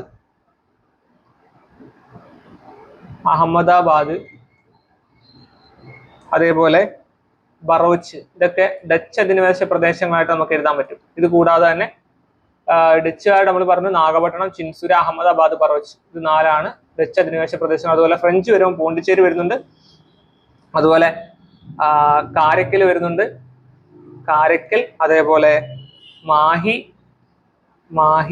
അതേപോലെ യാനം, യാനം. ഇത്രയാണ് ഫ്രഞ്ച് അധിനിവേശ പ്രദേശങ്ങൾ. പിന്നെ ഇവിടെ സൈഡിൽ കൊടുത്തിട്ടുണ്ട് കർണാട്ടിക് യുദ്ധങ്ങൾ എന്നും പറഞ്ഞുകൊണ്ട് നമുക്ക് ഇവിടെ ഒരു സംഭവം തന്നിട്ടുണ്ട്. ഈ കർണാട്ടിക് യുദ്ധങ്ങൾ ഒന്ന് നോക്കിക്കഴിഞ്ഞാൽ ഇന്ത്യയിൽ ഫ്രഞ്ചുകാരും ബ്രിട്ടീഷുകാരും തമ്മിലുണ്ടായ യുദ്ധങ്ങളാണ് കർണാട്ടിക് യുദ്ധങ്ങൾ. നമ്മൾ പറഞ്ഞു ഇന്നത്തെ തമിഴ്നാടിന്റെ ഭൂരിപക്ഷ പ്രദേശങ്ങളും ആന്ധ്രാപ്രദേശിന്റെ തെക്കൻ തീരപ്രദേശങ്ങൾ ഉൾപ്പെടുന്ന മേഖലയാണ് കർണാട്ടിക്. പ്രധാനമായിട്ടും 3 കർണാട്ടിക് യുദ്ധങ്ങളാണ് നടന്നതെന്നും അവിടെ കൊടുത്തിട്ടുണ്ട്. ഓക്കെ, ആ 3 കർണാട്ടിക് യുദ്ധങ്ങൾ നമ്മൾ പഠിക്കേണ്ടതായിട്ടുണ്ട്, വരുന്ന ക്ലാസ്സിലൊക്കെ പഠിക്കാനുണ്ട്. പിന്നീട് കൊടുത്ത് നമുക്ക് കച്ചവടത്തിൽ നിന്ന് അധികാരത്തിലേക്ക്. ഇംഗ്ലീഷ് ഈസ്റ്റ് ഇന്ത്യ കമ്പനിയെ കുറിച്ച് നമ്മൾ പഠിച്ചു. ഏഷ്യയുമായിട്ടുള്ള വ്യാപാര ബന്ധത്തിന് ബ്രിട്ടീഷുകാർ 1600 ഇംഗ്ലീഷ് ഈസ്റ്റ് ഇന്ത്യ കമ്പനി സ്ഥാപിച്ചത്. നമുക്കറിയാം 1600 ഇംഗ്ലീഷ് ഈസ്റ്റ് ഇന്ത്യ കമ്പനി ഇന്ത്യയിൽ സ്ഥാപിക്കുന്നത് എന്നവിടെ കൊടുത്തിട്ടുണ്ട്. അതേപോലെ അടുത്ത ഒരു പേജിലായിട്ട് കൊടുത്തേക്കുന്നത് കമ്പനിയുടെ പ്രതിനിധിയായ ക്യാപ്റ്റൻ വില്യം ഹോക്കിൻസ് അന്നത്തെ മുഗൾ ചക്രവർത്തി ജഹാംഗീറിൽ നിന്ന് അനുമതി നേടി ഗുജറാത്തിലെ സൂറത്തിൽ ഒരു കച്ചവട താവളം, ഒരു ഫാക്ടറി സ്ഥാപിക്കുകയാണ്. നമുക്കറിയാം ഇത് ഇമ്പോർട്ടന്റ് ആണ് കേട്ടോ ഈ ഒരു കാര്യം. അതായത് കമ്പനിയുടെ പ്രതിനിധിയായിട്ട് ആരാ വരുന്നത്? Captain William Hawkins. അത് ഇമ്പോർട്ടന്റ് ആണ്. ക്യാപ്റ്റൻ വില്യം ഹോക്കിൻസ് അന്നത്തെ മുഗൾ ചക്രവർത്തി ആയിരുന്ന ജഹാംഗീറിൽ നിന്ന്, അന്നത്തെ മുഗൾ ചക്രവർത്തി ആയിരുന്ന ജഹാംഗീറിൽ നിന്ന് അനുമതി നേടി. അപ്പം ജഹാംഗീറിൽ നിന്ന് ആരാണ് അനുമതി നേടിയത്? ക്യാപ്റ്റൻ വില്യം ഹോക്കിൻസ് എന്ത് ചെയ്തു? അനുമതി നേടി. എന്തിനു വേണ്ടിയിട്ടാണ്? ഗുജറാത്തിലെ സൂറത്തിൽ ഒരു കച്ചവടത്താവളം, ഒരു ഫാക്ടറി സ്ഥാപിക്കാൻ വേണ്ടി. അപ്പം നമ്മുടെ ഈസ്റ്റ് ഇന്ത്യ കമ്പനിയുടെ ആദ്യത്തെ കച്ചവടത്താവളം അല്ലെങ്കിൽ ഫാക്ടറി എവിടെയായിരുന്നു വെച്ചാൽ എവിടെയാണ്? ഗുജറാത്തിലെ സൂറത്തിലായിരുന്നു എന്ന് നമ്മൾ മനസ്സിലാക്കണം. തുടർന്ന് ഇന്ത്യയുടെ വിവിധ ഭാഗങ്ങളിൽ കമ്പനി ഫാക്ടറികൾ ആരംഭിച്ചു. അതിനെ തുടർന്ന് മദ്രാസ്, ചെന്നൈ, ബോംബെ അല്ലെങ്കിൽ മുംബൈ, കൽക്കട്ട, കൊൽക്കത്ത എന്നീ പ്രദേശങ്ങളിൽ ആധിപത്യം നേടിക്കൊണ്ട് കമ്പനി അവിടങ്ങളിലെ ഭരണത്തിൽ ഇടപെടാൻ തുടങ്ങി. ഇതൊക്കെ നമുക്ക് അറിയാവുന്ന കാര്യമാണ്. പിന്നീട് വരുമ്പം ബ്രിട്ടീഷുകാർ ഇന്ത്യയിൽ രാഷ്ട്രീയ ആധിപത്യം സ്ഥാപിക്കുന്നത് 1757 പ്ലാസി യുദ്ധത്തിലൂടെയാണെന്ന് കൊടുത്തിട്ടുണ്ട്. 1757 പ്ലാസി യുദ്ധം നമുക്കറിയാം അല്ലെ. 1757 പ്ലാസി യുദ്ധം നടന്നത്. പ്ലാസി യുദ്ധവും ബക്സാർ യുദ്ധവും നമുക്ക് എപ്പോഴും തിരിഞ്ഞു. 1757 1764 ഒക്കെ ആയിരുന്നു ഈ യുദ്ധങ്ങളൊക്കെ നടന്നത്. അപ്പം 1757 പ്ലാസി യുദ്ധത്തിലൂടെയാണ് ബ്രിട്ടീഷുകാർ ഇന്ത്യയിൽ രാഷ്ട്രീയ ആധിപത്യം സ്ഥാപിക്കുന്നത്. അപ്പൊ ഇത് ഒരുപാട് തവണ ചോദിച്ചിട്ടുണ്ടാണ്. ബ്രിട്ടീഷുകാർ ഇന്ത്യയിൽ രാഷ്ട്രീയ ആധിപത്യം സ്ഥാപിക്കുന്നത്, ബ്രിട്ടീഷുകാർ ഇന്ത്യയിൽ രാഷ്ട്രീയ ആധിപത്യം സ്ഥാപിക്കുന്നത് ഏത് യുദ്ധത്തോടെയാണെന്ന് ചോദിച്ചാൽ അത് 1757 പ്ലാസി യുദ്ധത്തിലൂടെയാണെന്ന് മറന്നു പോകരുത്. 1757 പ്ലാസി യുദ്ധം നടന്നത്. ബംഗാളിലെ നവാബായിരുന്ന സിറാജുദ്ദൗളയെ റോബർട്ട് ക്ലൈവിന്റെ നേതൃത്വത്തിലുള്ള ഈസ്റ്റ് ഇന്ത്യ കമ്പനിയുടെ സൈന്യം ഈ യുദ്ധത്തിൽ പരാജയപ്പെടുത്തി. ഇതൊക്കെ നമുക്ക് അറിയാവുന്ന കാര്യങ്ങളാണ്, മറന്നുപോയിട്ടുള്ളവർ നോട്ട് ചെയ്ത് വെച്ചേക്കുക, അറിയാത്തവർ നോട്ട് ചെയ്യുക.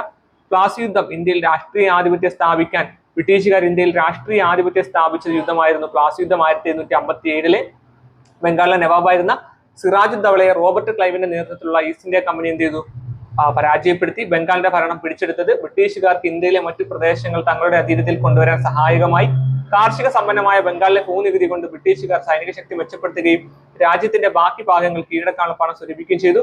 പിന്നീട് കൊടുത്തുകൊണ്ട് 1764 ഈ ഡേറ്റും നമ്മൾ തിരഞ്ഞുപോലെ 1757 പ്ലാസി യുദ്ധം നടക്കുന്നത്, 1764 ബക്സാർ യുദ്ധം നടക്കുന്നത്. ഇത് രണ്ടും വളരെ വളരെ ഇമ്പോർട്ടന്റ് ആണ്. 1764 ബക്സാർ എന്ന സ്ഥലത്ത് വെച്ചുണ്ടായ യുദ്ധത്തോടെ ബീഹാർ, ബംഗാൾ, ഒറീസ എന്നീ പ്രവിശ്യകളിലെ നികുതി പിരിക്കാനുള്ള അവകാശം കമ്പനി സ്വന്തമാക്കി. അപ്പം ബംഗാൾ, ഒറീസ, ബീഹാർ ഈ 3 പ്രവിശ്യകളിലെ നികുതി പിരിക്കാനുള്ള അവകാശം കമ്പനി സ്വന്തമാക്കിയത് ഏത് യുദ്ധത്തോടു കൂടിയാണെന്ന് വെച്ചാൽ 1764 ബക്സാർ യുദ്ധത്തോടു കൂടിയാണെന്ന് നമ്മൾ പഠിക്കണം. അപ്പൊ ചോദിക്കും, ഇന്ത്യയിൽ രാഷ്ട്രീയ ആധിപത്യം സ്ഥാപിക്കാൻ കാരണമായ യുദ്ധം, ബ്രിട്ടീഷുകാർക്ക് ഇംഗ്ലീഷുകാർക്ക് ഇന്ത്യയിൽ രാഷ്ട്രീയ ആധിപത്യം സ്ഥാപിക്കാൻ കാരണമായ യുദ്ധം എന്ന് വെച്ചാൽ 1757 പ്ലാസി യുദ്ധമാണ്. റോബർട്ട് ക്ലൈവും സിറാജുദ്ദൗളയും തമ്മിലുള്ള യുദ്ധമായിരുന്നു. അവര് സിറാജുദ്ദൗളയെ പരാജയപ്പെടുത്തി. പിന്നീട് പറയുന്നത് 1764 ബക്സാർ യുദ്ധം. അത് ബീഹാർ, ബംഗാൾ, ഒറീസ ഈ 3 പ്രവിശ്യകളിലെ നികുതി പിരിക്കാനുള്ള, ഇത് ഇമ്പോർട്ടൻ്റ് ആണ്, നികുതി പിരിക്കാനുള്ള ആ ഒരു അവകാശം കമ്പനി സ്വന്തമാക്കിയത് 1764 ബക്സാർ യുദ്ധത്തോടു കൂടിയാണെന്ന് മനസ്സിലാക്കണം. അതോടെ ഇന്ത്യയിൽ ഈസ്റ്റ് ഇന്ത്യ കമ്പനിയുടെ ഭരണ സാന്നിധ്യം ശക്തമായി. മുഗൾ ഭരണാധികാരിയായിരുന്ന ഷാ ആലം രണ്ടാമൻ, അവധിലെ നവാബായിരുന്ന ഷുജാഉദ്ദൗള, ബംഗാളിലെ നവാബായിരുന്ന മിർ കാസിം എന്നിവയുടെ സംയുക്ത സൈന്യത്തെയാണ് ബ്രിട്ടീഷുകാർ ഈ യുദ്ധത്തിൽ പരാജയപ്പെടുത്തിയത്. അപ്പം 1764 ബക്സാർ യുദ്ധത്തിൽ ബ്രിട്ടീഷുകാർ ആരെയൊക്കെ പരാജയപ്പെടുത്തിയെന്ന് ചോദിച്ചാൽ മുഗൾ ഭരണാധികാരിയായിരുന്ന ഷാ ആലം രണ്ടാമൻ, അവധിലെ നവാബായിരുന്ന ഷുജാഉദ്ദൗള, ബംഗാൾ നവാബായിരുന്ന മിർ കാസിം. അപ്പൊ ഇത് ഇങ്ങനെ നമുക്ക് പഠിക്കാം.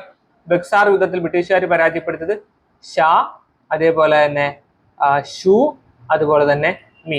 ഇത് നമുക്ക് ഇങ്ങനെ ഒരു കോഡ് വെച്ച് നമുക്ക് വേണമെങ്കിൽ പഠിക്കാം. ബക്സാർ യുദ്ധത്തിൽ ബ്രിട്ടീഷുകാർ പരാജയപ്പെടുത്തിയത് ഷാഷുമി ആയിരുന്നു. ഷാഷുമി എന്ന് പറഞ്ഞാൽ ഷാ ആലം രണ്ടാമൻ, ഷുജാഉദ്ദൗള, മീ മിർ കാസിം. അപ്പൊ ആ ആദ്യത്തെ 3 പേരുകൾ വെച്ചിട്ട് നമുക്കത്, അല്ലെങ്കിൽ നമുക്ക് താഴെ പറയുന്നവയിൽ സ്റ്റേറ്റ്മെന്റ് രീതിയിൽ തന്നിട്ട് നമ്മളടുത്ത് പറയും ആരായിരുന്നു എന്ന് ചോദിച്ചു കഴിഞ്ഞാൽ നമുക്ക് കൃത്യമായിട്ട് പറയണമെങ്കിൽ ഈ പേരുകൾ പഠിച്ചിരിക്കണം. ഷാ ആലം രണ്ടാമൻ, ഷുജാഉദ്ദൗള, മിർ കാസിം, ഇവർ 3 പേരെ 1764 ബക്സാർ യുദ്ധത്തിൽ ബ്രിട്ടീഷുകാർ പരാജയപ്പെടുത്തിയെന്ന് മനസ്സിലാക്കണം. ഓക്കെ, പിന്നീട് നമുക്ക് താഴോട്ട് വരുമ്പം റോബർട്ട് ക്ലൈവ് പറഞ്ഞിട്ടുള്ള കാര്യങ്ങളൊക്കെ അവിടെ കാണാൻ സാധിക്കും. എനിക്ക് 2000 പട്ടാളക്കാരെ അയച്ചു കഴിഞ്ഞാൽ ഇന്ത്യ പിടിച്ചെടുക്കാന്നൊക്കെ പറഞ്ഞത്, ഇതൊക്കെ ഒരുപാട് തവണ നമ്മൾ കേട്ടിട്ടും കണ്ടിട്ടും ഉള്ളതാണ്. റോബർട്ട് ക്ലൈവിന്റെ വാക്കുകളാണ്. ഇതൊക്കെ നമ്മൾ ഒരുപാട് ചർച്ച ചെയ്തിട്ടുള്ള കാര്യങ്ങളൊക്കെയാണ്. എനിക്ക് 2000 പട്ടാളക്കാരെ അയച്ചു തരിക, ഞാൻ ഇന്ത്യ പിടിച്ചെടുക്കാന്ന് പറഞ്ഞ ആരാണ്? റോബർട്ട് ക്ലൈവ് ആണ്. ഇത് ഇമ്പോർട്ടന്റ് ആണ്. ഇത് അറിയാത്തൊരു ഇമ്പോർട്ടന്റ് ആയിട്ട് തന്നെ നോട്ട് ചെയ്ത് വെക്കുക. എനിക്ക് 2000 പട്ടാളക്കാരെ അയച്ചു തരിക, ഞാൻ ഇന്ത്യ പിടിച്ചെടുക്കാന്ന് പറഞ്ഞ ആരാണ്? റോബർട്ട് ക്ലൈവ് ആണ്. ഇംഗ്ലീഷ് ഈസ്റ്റ് ഇന്ത്യ കമ്പനിയുടെ സൈനിക തലവനായിരുന്ന റോബർട്ട് ക്ലൈവിന്റെ വാക്കുകൾ നിങ്ങൾ വായിച്ചല്ലോ. എന്തുകൊണ്ടായിരിക്കും അദ്ദേഹം ഇപ്രകാരം അഭിപ്രായപ്പെട്ടെന്ന് വെച്ചാൽ ഇന്ത്യൻ നാട്ടുരാജ്യങ്ങൾക്കിടയിലെ അനൈക്യം, ബ്രിട്ടീഷുകാരുടെ മെച്ചപ്പെട്ട സൈനിക സാങ്കേതിക വിദ്യ, ഇതുകൊണ്ടൊക്കെയാണ് അദ്ദേഹം എനിക്ക് 2000 പട്ടാളക്കാരെ തന്നു കഴിഞ്ഞാൽ ഞാൻ ഇന്ത്യ പിടിച്ചെടുക്കാൻ അദ്ദേഹം സുഖമായിട്ട് പറഞ്ഞത്. ഇത് നമ്മൾ മനസ്സിലാക്കി വെച്ചിരുന്ന ആദ്യം. പിന്നീട് നമ്മൾ അടുത്ത പേജിലേക്ക് പോകുമ്പോൾ നമുക്ക് അവിടെ കാണാൻ സാധിക്കുന്നത് നാട്ടുരാജ്യങ്ങളും കമ്പനി എന്ന് പറയുന്ന ഒരു ഹെഡിങ് ആണ്. നാട്ടുരാജ്യങ്ങളും കമ്പനിയും. ഇന്ത്യയിലെ നാട്ടുരാജ്യങ്ങളെ യുദ്ധങ്ങളിലൂടെയും നയതന്ത്രങ്ങളിലൂടെയുമാണ് ബ്രിട്ടീഷുകാർ കീഴ്പ്പെടുത്തുന്നത്. നമുക്കറിയാവുന്ന കാര്യമാണ്. ദക്ഷിണേന്ത്യയിലെ നാട്ടുരാജ്യമായിരുന്ന മൈസൂരും ഇംഗ്ലീഷ് ഈസ്റ്റ് ഇന്ത്യ കമ്പനിയും തമ്മിൽ നടന്ന യുദ്ധങ്ങളാണ് ആംഗ്ലോ മൈസൂർ യുദ്ധങ്ങൾ. നമുക്കറിയാം അല്ലെ, മൈസൂരും ഇംഗ്ലീഷ് ഈസ്റ്റ് ഇന്ത്യ കമ്പനി തമ്മിൽ നടന്ന യുദ്ധമാണ് മൈസൂർ യുദ്ധങ്ങൾ. മൈസൂർ ഭരണാധികാരിയായിരുന്ന ഹൈദരാലി മകൻ ടിപ്പു സുൽത്താനുമാണ് മൈസൂർ സൈന്യം നയിച്ചത്. 4 തവണ കമ്പനി സൈന്യം മൈസൂർ സുൽത്താൻമാരായിട്ട് ഏറ്റുമുട്ടി. 1782 ഹൈദരാലിയുടെ മരണാനന്തരം ടിപ്പു സുൽത്താൻ മൈസൂർ സൈന്യം നയിച്ചു. അപ്പൊ ഇത് ഇമ്പോർട്ടന്റ് ആണ്. എന്ന് വെച്ച് കഴിഞ്ഞാൽ ഈ ഒരു വർഷം 1782 ആര് മരിക്കുന്നു? ഹൈദരാലിയുടെ മരണം. 1782 ആര് മരിക്കുന്നു? ഹൈദരാലി മരിക്കുന്നു. ശേഷം ടിപ്പു സുൽത്താൻ മൈസൂർ സൈന്യം നയിക്കുന്നു. 1793 4ാം മൈസൂർ യുദ്ധത്തിൽ ആര് മരിക്കുന്നു? കമ്പനി സൈന്യം ടിപ്പു സുൽത്താനെ വധിച്ചതോടെ മൈസൂർ യുദ്ധത്തിൽ മൈസൂര് ബ്രിട്ടീഷുകാരുടെ അധീനതയിലായി എന്ന് പറയുന്നത്. അപ്പൊ 1799 4ാം മൈസൂർ യുദ്ധം നടക്കുന്നത്. പ്രധാനമായിട്ട് 4 മൈസൂർ യുദ്ധങ്ങളാണ് നടന്നത്. ആ 4ാം മൈസൂർ യുദ്ധത്തിൽ ആര് മരിക്കുന്നു? ടിപ്പു സുൽത്താൻ മരിക്കുന്നു. അതോടുകൂടി മൈസൂർ ബ്രിട്ടീഷുകാരുടെ അധീനതയിലായി. പിന്നീട് ഇംഗ്ലീഷ് ഈസ്റ്റ് ഇന്ത്യ കമ്പനിയും മറാത്ത രാജ്യവും തമ്മിൽ നടന്നതാണ് ആംഗ്ലോ മറാത്ത യുദ്ധങ്ങൾ. ഈ പറയുന്ന യുദ്ധങ്ങളെല്ലാം അതിന്റെ വർഷങ്ങൾ നമ്മൾ ഇമ്പോർട്ടന്റ് ആയിട്ട് പഠിച്ചിരിക്കണം. ഇംഗ്ലീഷ് ഈസ്റ്റ് ഇന്ത്യ കമ്പനിയും മറാത്ത രാജ്യവും തമ്മിൽ നടന്ന യുദ്ധമാണ് ആംഗ്ലോ മറാത്ത യുദ്ധങ്ങൾ. മൂന്നാം ആംഗ്ലോ മറാത്ത യുദ്ധത്തോടെ മറാത്ത ഉൾപ്പെടുന്ന പ്രദേശങ്ങൾ ബ്രിട്ടീഷ് നിയന്ത്രണത്തിലായി. ഇംഗ്ലീഷ് ഈസ്റ്റ് ഇന്ത്യ കമ്പനിയും സിഖുകാരും തമ്മിൽ നടന്ന ആംഗ്ലോ സിഖ് യുദ്ധങ്ങളിലൂടെ സിഖുകാരുടെ പരാജയത്തോടെ പഞ്ചാബ് ബ്രിട്ടീഷ് അധീനതയിലായി. ഇപ്പൊ സിഖും എവിടെയായിരുന്നു? പഞ്ചാബിലാണ്. പഞ്ചാബുകാരാണ് സിഖുകാർ എന്നറിയപ്പെടുന്നത്. അപ്പൊ ആംഗ്ലോ സിഖ് യുദ്ധങ്ങളിലൂടെ എന്ത് ചെയ്യുന്നത്? സിഖുകാരുടെ പരാജയത്തോടുകൂടി പഞ്ചാബ് ബ്രിട്ടീഷ് അധീനതയിലായി. അപ്പൊ എല്ലാവരും ബ്രിട്ടീഷുകാരോട് പരാജയപ്പെടുകയാണ്. അവസാനം ആ സ്ഥലം എന്ത് ചെയ്യുന്നു? ബ്രിട്ടീഷുകാർ അധീനതയിലാക്കുന്നു. അതാണ് പറഞ്ഞു വരുന്നത്. അപ്പം ഈ നടന്ന യുദ്ധങ്ങളെല്ലാം ഇമ്പോർട്ടന്റ് ആണ്. ഈ യുദ്ധങ്ങളെല്ലാം, അതായത് ആദ്യം പറഞ്ഞ അതുപോലെ മൈസൂർ യുദ്ധം, അതുപോലെ തന്നെ ആംഗ്ലോ മറാത്ത യുദ്ധം, സിഖ് യുദ്ധം, കർണാട്ടിക് വാർ, ഇതിന്റെ എല്ലാം ഓരോ വർഷങ്ങളും ഇമ്പോർട്ടന്റ് ആണ്. നമ്മൾ പഠിക്കണം. അത് പ്രത്യേകം നമുക്ക് പഠിക്കാം. പിന്നീട് താഴോട്ട് വരുമ്പം ഒരു കീഴടക്കിയ പ്രദേശങ്ങളിൽ നിന്നും പരമാവധി സമ്പത്ത് കൈക്കലാക്കിയായിരുന്നു ബ്രിട്ടീഷുകാരുടെ ലക്ഷ്യം. അതിനായിട്ട് അവർ സ്വീകരിച്ച മാർഗങ്ങളാണ് കച്ചവടം, നികുതി പിരിവ്, യുദ്ധങ്ങൾ തുടങ്ങിയവ. ബ്രിട്ടീഷുകാർ നടപ്പിലാക്കിയ നികുതി നയങ്ങൾ അവിടെ കൊടുത്തിട്ടുണ്ട്. ബ്രിട്ടീഷുകാരുടെ പ്രധാനപ്പെട്ട നികുതി നയങ്ങൾ ഒന്നാമത്തെയാണ് ശാശ്വത ഭൂനികുതി വ്യവസ്ഥ. നമ്മൾ ഒത്തിരി തവണ നമ്മൾ പഠിച്ചിട്ടുള്ള ഒന്നാണ് ശാശ്വത ഭൂനികുതി വ്യവസ്ഥ. അതിന്റെ വർഷം ഇമ്പോർട്ടന്റ് ആണ് 1793 കേട്ടോ. 1793 ശാശ്വത ഭൂനികുതി വ്യവസ്ഥ, permanent land revenue settlement act ബ്രിട്ടീഷുകാർ കൊണ്ടുവരുന്ന നികുതിയാണ് 1793 ശാശ്വത ഭൂനികുതി വ്യവസ്ഥ. നടപ്പിലാക്കിയ പ്രദേശങ്ങൾ പഠിക്കണം: ബംഗാൾ, ബീഹാർ, ഒറീസ. അടുത്തടുത്ത് കിടക്കുന്ന 3 സംസ്ഥാനങ്ങൾ ബംഗാൾ, ബീഹാർ, ഒറീസ, ഇതാണ് നടപ്പിലാക്കിയ പ്രദേശങ്ങൾ. 1793 ശാശ്വത ഭൂനികുതി വ്യവസ്ഥ ബംഗാൾ, ബീഹാർ, ഒറീസ നടപ്പിലാക്കിയ പ്രദേശങ്ങൾ. നടപ്പിലാക്കിയത് കോൺവാലിസ് പ്രഭുവാണ്. നമുക്കറിയാം, കോൺവാലിസ് പ്രഭുവാണ് ശാശ്വത ഭൂനികുതി വ്യവസ്ഥ കൊണ്ടുവന്നത്. സവിശേഷതകൾ നോക്കിക്കഴിഞ്ഞാൽ ഭൂ ഉടമകളായിരുന്ന സെമീന്ദാർമാർ ബ്രിട്ടീഷുകാർക്ക് വേണ്ടി ഉയർന്ന നിരക്കിൽ നികുതി പിരിച്ചു. വിളവിലുള്ള ഏറ്റക്കുറച്ചിലുകൾ പരിഗണിക്കാതെ നിശ്ചിത തുക കർഷകർ നിർബന്ധമായിട്ട് നികുതിയായിട്ട് നൽകണമായിരുന്നു. ഇതായിരുന്നു ശാശ്വത ഭൂനികുതി വ്യവസ്ഥയുടെ പ്രധാനപ്പെട്ട സവിശേഷത എന്ന് പറയുന്നത്. ഭൂ ഉടമകളായിരുന്ന സെമീന്ദാർമാരിൽ നിന്ന് ബ്രിട്ടീഷുകാർക്ക് വേണ്ടി ഉയർന്ന നിരക്കിൽ നികുതി പിരിച്ചു. വിളവിലുള്ള ഏറ്റക്കുറച്ചിലുകളും പരിഗണിക്കാതെ എന്ത് ചെയ്തു? കർഷകരിൽ നിന്നും വലിയ തോതിലുള്ള നികുതി നിർബന്ധമായിട്ട് അവർ പിരിച്ചെടുത്തിരുന്നു. കോൺവാലിസ് പ്രഭുവാണ് നടപ്പിലാക്കിയത്. ഇമ്പോർട്ടന്റ് ആണ്, ഒരുപാട് തവണ ചോദിച്ചതാണ്. ഇപ്പം പ്രധാനമായിട്ടും 1793 ശാശ്വത ഭൂനികുതി വ്യവസ്ഥ കോൺവാലിസ് പ്രഭു നടപ്പിലാക്കി. ബംഗാൾ, ബീഹാർ, ഒറീസ ഈ 3 പ്രദേശങ്ങളിലാണ് നടപ്പിലാക്കിയത്. നമ്മൾ പഠിക്കണം. പിന്നീട് അടുത്ത മറ്റൊരു സമ്പ്രദായമായിരുന്നു റൈറ്റ് വാരി സമ്പ്രദായം, റൈറ്റ് വാരി സിസ്റ്റം. ദക്ഷിണേന്ത്യയിലെ അതുപോലെ ഡക്കാൻ പ്രദേശങ്ങളിലൊക്കെ ആയിട്ടാണ് ഈ ഒരു റൈറ്റ് വാരി സിസ്റ്റം അവർ നടപ്പിലാക്കിയത്. ഇവര് തോമസ് മൺട്രോയും അലക്സാണ്ടർ റീഡും ഇവർ രണ്ടുപേരുമായിരുന്നു റൈറ്റ് വാരി സിസ്റ്റത്തിന്റെ ഉപജ്ഞാതാക്കൾ. അപ്പോൾ ഇത് രണ്ടെന്ന് പഠിക്കണം. തോമസ് മൺട്രോയും റൈറ്റ് വാരി സിസ്റ്റം കൊണ്ടുവന്നത് തോമസ് മൺട്രോയും അലക്സാണ്ടർ റീഡും. ശാശ്വത ഭൂനികുതി വ്യവസ്ഥ ആരായിരുന്നു? കോൺവാലിസ് പ്രഭു ആയിരുന്നു. ബംഗാൾ, ബീഹാർ, ഒറീസയിലായിരുന്നു. റൈറ്റ് വാരി സമ്പ്രദായം 1820 ഈ വർഷം കൂടി ഒന്ന് പഠിച്ചു വെച്ചേക്ക്. 1820 റൈറ്റ് വാരി സമ്പ്രദായം കൊണ്ടുവരുന്നത്. ദക്ഷിണേന്ത്യയിലും ഡക്കാനിലും ആയിട്ടായിരുന്നു റൈറ്റ് വാരി സിസ്റ്റം കൊണ്ടുവന്നത്. തോമസ് മൺട്രോയും അലക്സാണ്ടർ റീഡും ആയിരുന്നു ഈ റൈറ്റ് വാരി സിസ്റ്റത്തിന്റെ ഉപജ്ഞാതാക്കള്. കർഷകരെ ഭൂ ഉടമകളായിട്ട് പരിഗണിച്ചു. കർഷകരെ എന്ത് ചെയ്തു? ഭൂ ഉടമകളായിട്ട് പരിഗണിച്ചു. ഈ റൈറ്റ് വാരി സമ്പ്രദായത്തിന്റെ സവിശേഷതകളാണ് പറയുന്നത്. കർഷകരെ എന്ത് ചെയ്തു? ഭൂ ഉടമകളായിട്ട് പരിഗണിച്ചു. ബ്രിട്ടീഷുകാർ കർഷകരിൽ നിന്ന് നേരിട്ട് നികുതി പിരിച്ചു. നികുതി നൽകുന്നതിൽ വീഴ്ച വരുത്തിയ കർഷകരുടെ ഭൂമി ബ്രിട്ടീഷുകാർ എന്ത് ചെയ്തു? പിടിച്ചെടുത്തു. അപ്പം ഇത് മൂന്നുമാണ് റൈറ്റ് വാരി സിസ്റ്റത്തിന്റെ പിന്നെ പ്രത്യേകതകളായിട്ട് അവിടെ കൊടുത്തിട്ടുള്ളത്. അപ്പൊ കർഷകരെ ഭൂ ഉടമകളായിട്ട് പരിഗണിച്ചു. ബ്രിട്ടീഷുകാർ കർഷകരിൽ നിന്ന് നേരിട്ട് നികുതി പിരിച്ചു. വേണം ചോദിക്കാം, ബ്രിട്ടീഷുകാർ കർഷകരിൽ നേരിട്ട് നികുതി പിരിച്ചത് ഈ സമ്പ്രദായത്തിലൂടെയാണ്. റൈറ്റ് വാരി സമ്പ്രദായം 1820 തോമസ് മൺട്രോയും അലക്സാണ്ടർ റീഡും കൊണ്ടുവന്നതാണ്. പിന്നീട് നികുതി നൽകുന്ന വീഴ്ച വരുത്തി കർഷകരുടെ ഭൂമി എന്ത് ചെയ്തു? ബ്രിട്ടീഷുകാർ പിടിച്ചെടുത്തു. പിന്നീട് മൂന്നാമത്തെ സമ്പ്രദായമാണ് മഹൽവാരി സമ്പ്രദായം. മഹൽവാരി സിസ്റ്റം 1822. ഈ വർഷവും ഇമ്പോർട്ടന്റ് ആണ്, പഠിക്കണം. 1820 റൈറ്റ് വാരി സമ്പ്രദായം. മഹൽവാരി സമ്പ്രദായം 1822 ഉത്തരേന്ത്യയിലും മധ്യേന്ത്യയിലും പഞ്ചാബിലുമായിട്ടായിരുന്നു മഹൽവാരി സമ്പ്രദായം കൊണ്ടുവന്നത്. മഹൽവാരി സമ്പ്രദായം നടപ്പിലാക്കിയത് പഞ്ചാബിലും മധ്യ ഇന്ത്യയിലും ഉത്തരേന്ത്യയിലും ആയിരുന്നു. ഹോൾട്ട് മക്കൻസി, ഇത് ഇമ്പോർട്ടന്റ് ആണ് കേട്ടോ. ഹോൾട്ട് മക്കൻസി ആണ് എന്ത് ചെയ്തത്? മഹൽവാരി സമ്പ്രദായം നടപ്പിലാക്കിയത്. മഹൽവാരി സമ്പ്രദായം നടപ്പിലാക്കിയത് ആരാണെന്ന് ചോദിച്ചാൽ അത് ഹോൾട്ട് മക്കൻസി ആണ്. മഹൽവാരിക്ക് എന്തുകൊണ്ട്? മായുണ്ട്. മക്കൻസിക്ക് എന്തുകൊണ്ട്? മായുണ്ട്. അപ്പൊ ഇത് വെച്ചിട്ട് നമുക്ക് എന്ത് ചെയ്യാൻ പറ്റും? പഠിക്കാൻ പറ്റും. അപ്പോൾ ഹോൾട്ട് മക്കൻസി ആണ് മഹൽവാരി സമ്പ്രദായം നടപ്പിലാക്കിയത്. അതിന്റെ പ്രത്യേകത, ഗ്രാമത്തെ ഒരു യൂണിറ്റായി കണക്കാക്കി നികുതി പിരിച്ചു. ഈ സവിശേഷത വേണമെങ്കിൽ നമുക്ക് ചോദിക്കാം. ഗ്രാമത്തെ ഒരു യൂണിറ്റായി കണക്കാക്കിയിട്ട് നികുതി പിരിച്ചത് ഏത് സിസ്റ്റം വഴിയാണ്? മഹൽവാരി സിസ്റ്റം വഴിയാണെന്ന് മനസ്സിലാക്കണം. ഗ്രാമത്തെ ഒരു യൂണിറ്റ് ആയിട്ട് കണക്കാക്കി നികുതി പിരിച്ചു. നികുതിയിൽ വീഴ്ച വരുത്തുന്ന ഗ്രാമത്തെ ബ്രിട്ടീഷ് ഇന്ത്യയോട് കൂട്ടിച്ചേർത്തു. നികുതിയിൽ വീഴ്ച വരുത്തുന്ന ഈ ഗ്രാമത്തെ എന്ത് ചെയ്തു? ബ്രിട്ടീഷ് ഇന്ത്യയോട് കൂട്ടിച്ചേർത്തു. ഏത് സിസ്റ്റം വഴി? മഹൽവാരി സിസ്റ്റം വഴി. ഓക്കെ ആണല്ലോ. അപ്പൊ ഈ 3 കാര്യങ്ങൾ, 3 സിസ്റ്റം നമ്മൾ ആദ്യം പറഞ്ഞത് ഏതാണ്? ബ്രിട്ടീഷുകാർ നടപ്പിലാക്കിയ നികുതി നയങ്ങൾ. ഒന്നാമത്തേത് ശാശ്വത ഭൂനികുതി വ്യവസ്ഥ 1793. ബംഗാൾ, ബീഹാർ, ഒറീസ എന്നിവിടങ്ങളിൽ നടപ്പിലാക്കിയത് കോൺവാലിസ് പ്രഭുവാണ്. സവിശേഷതകൾ: ഭൂവുടമകളായിരുന്ന സെമിന്ദർമാരായിരുന്നു ബ്രിട്ടീഷുകാർക്ക് വേണ്ടി നികുതി പിരിച്ചത്. അവർ ഉയർന്ന തോതിൽ നികുതി പിരിച്ചു. വിളവിലുള്ള ഏറ്റക്കുറച്ചിലുകൾ പരിഗണിക്കാതെ നിശ്ചിത തുക കർഷകർ നിർബന്ധമായിട്ടും നികുതി നൽകണമായിരുന്നു. രണ്ടാമത് നമ്മൾ പറഞ്ഞ ഏതാണ്? റൈറ്റ് വാരി സമ്പ്രദായമാണ്. റൈറ്റ് വാരി സമ്പ്രദായത്തെ 1820 റൈറ്റ് വാരി സമ്പ്രദായം വരുന്നത്. ദക്ഷിണേന്ത്യയിലും ഡക്കാനിലുമായിട്ടായിരുന്നു നടപ്പിലാക്കിയത്. തോമസ് മൺട്രോയും അലക്സാണ്ടർ റീഡും ആയിരുന്നു റൈറ്റ് വാരി സിസ്റ്റത്തിന്റെ ഉപജ്ഞാതാക്കൾ. കർഷകരെ ഭൂവുടമകളായിട്ട് പരിഗണിച്ചു. ബ്രിട്ടീഷുകാർ കർഷകരിൽ നിന്ന് നേരിട്ടാണ് നികുതി പിരിച്ചത്. നികുതി നൽകുന്നതിൽ വീഴ്ച വരുത്തിയ കർഷകരുടെ ഭൂമി ബ്രിട്ടീഷുകാർ പിടിച്ചെടുത്തു. പിന്നീട് വരുന്നതാണ് മഹൽവാരി സമ്പ്രദായം 1822. ഉത്തരേന്ത്യയിലും മധ്യേന്ത്യയിലും പഞ്ചാബിലായിട്ട് നടപ്പിലാക്കി. ഹോൾട്ട് മക്കൻസിയാണ് ഇതിന്റെ ഉപജ്ഞാതാവ്. ഗ്രാമത്തെ ഒരു യൂണിറ്റായി കണക്കാക്കി എന്ത് ചെയ്തു? നികുതി പിരിച്ചു. നികുതിയിൽ വീഴ്ച വരുന്ന ഗ്രാമത്തെ ബ്രിട്ടീഷ് ഇന്ത്യയോട് കൂട്ടിച്ചേർത്തു. ഇത് രണ്ടും ഇമ്പോർട്ടന്റ് ആയിട്ടും പഠിക്കണം. മഹൽവാരി സമ്പ്രദായത്തിന്റെ പ്രത്യേകതകളാണ്. ഗ്രാമത്തെ ഒരു യൂണിറ്റായിട്ട് കണക്കാക്കി നികുതി പിരിച്ചു. നികുതിയിൽ വീഴ്ച വരുന്ന ഗ്രാമത്തെ ബ്രിട്ടീഷ് ഇന്ത്യയോട് കൂട്ടിച്ചേർത്തു. ഹോൾട്ട് മക്കൻസിയാണ് ഈ ഒരു എന്ത് ചെയ്തത്? മഹൽവാരി സമ്പ്രദായം കൊണ്ടുവന്നത്. പിന്നീട് നമ്മൾ കൊടുത്തിരിക്കുന്ന ബ്രിട്ടീഷുകാർ നടപ്പിലാക്കിയ നികുതി സമ്പ്രദായങ്ങളുടെ സവിശേഷതകൾ നമുക്ക് നോക്കുകയാണെങ്കിൽ ഒന്നാമതായിട്ട് പറയുന്നത് ഉയർന്ന നികുതി നിരക്ക്. ഉയർന്ന നികുതി നിരക്ക് അവിടെ കൊടുത്തിട്ടുണ്ട്, നമുക്കറിയാം. ഉയർന്ന നികുതി നിരക്ക്, അതുപോലെ തന്നെ നിർബന്ധിത നികുതി നമുക്ക് പറയാം. നിർബന്ധിത നികുതി, ഇതൊക്കെ ബ്രിട്ടീഷുകാരുടെ നികുതി സമ്പ്രദായത്തിലെ പ്രത്യേകതകളാണ്, പൊതു സവിശേഷതകളാണ്. നിർബന്ധിത നികുതി പിരിവ്. അതുപോലെ തന്നെ മറ്റൊന്ന് നമുക്ക് പറയാൻ പറ്റും, കർഷകരിൽ നിന്ന് നേരിട്ടാണ്. കർഷകരിൽ നിന്ന് എന്ത് ചെയ്തു?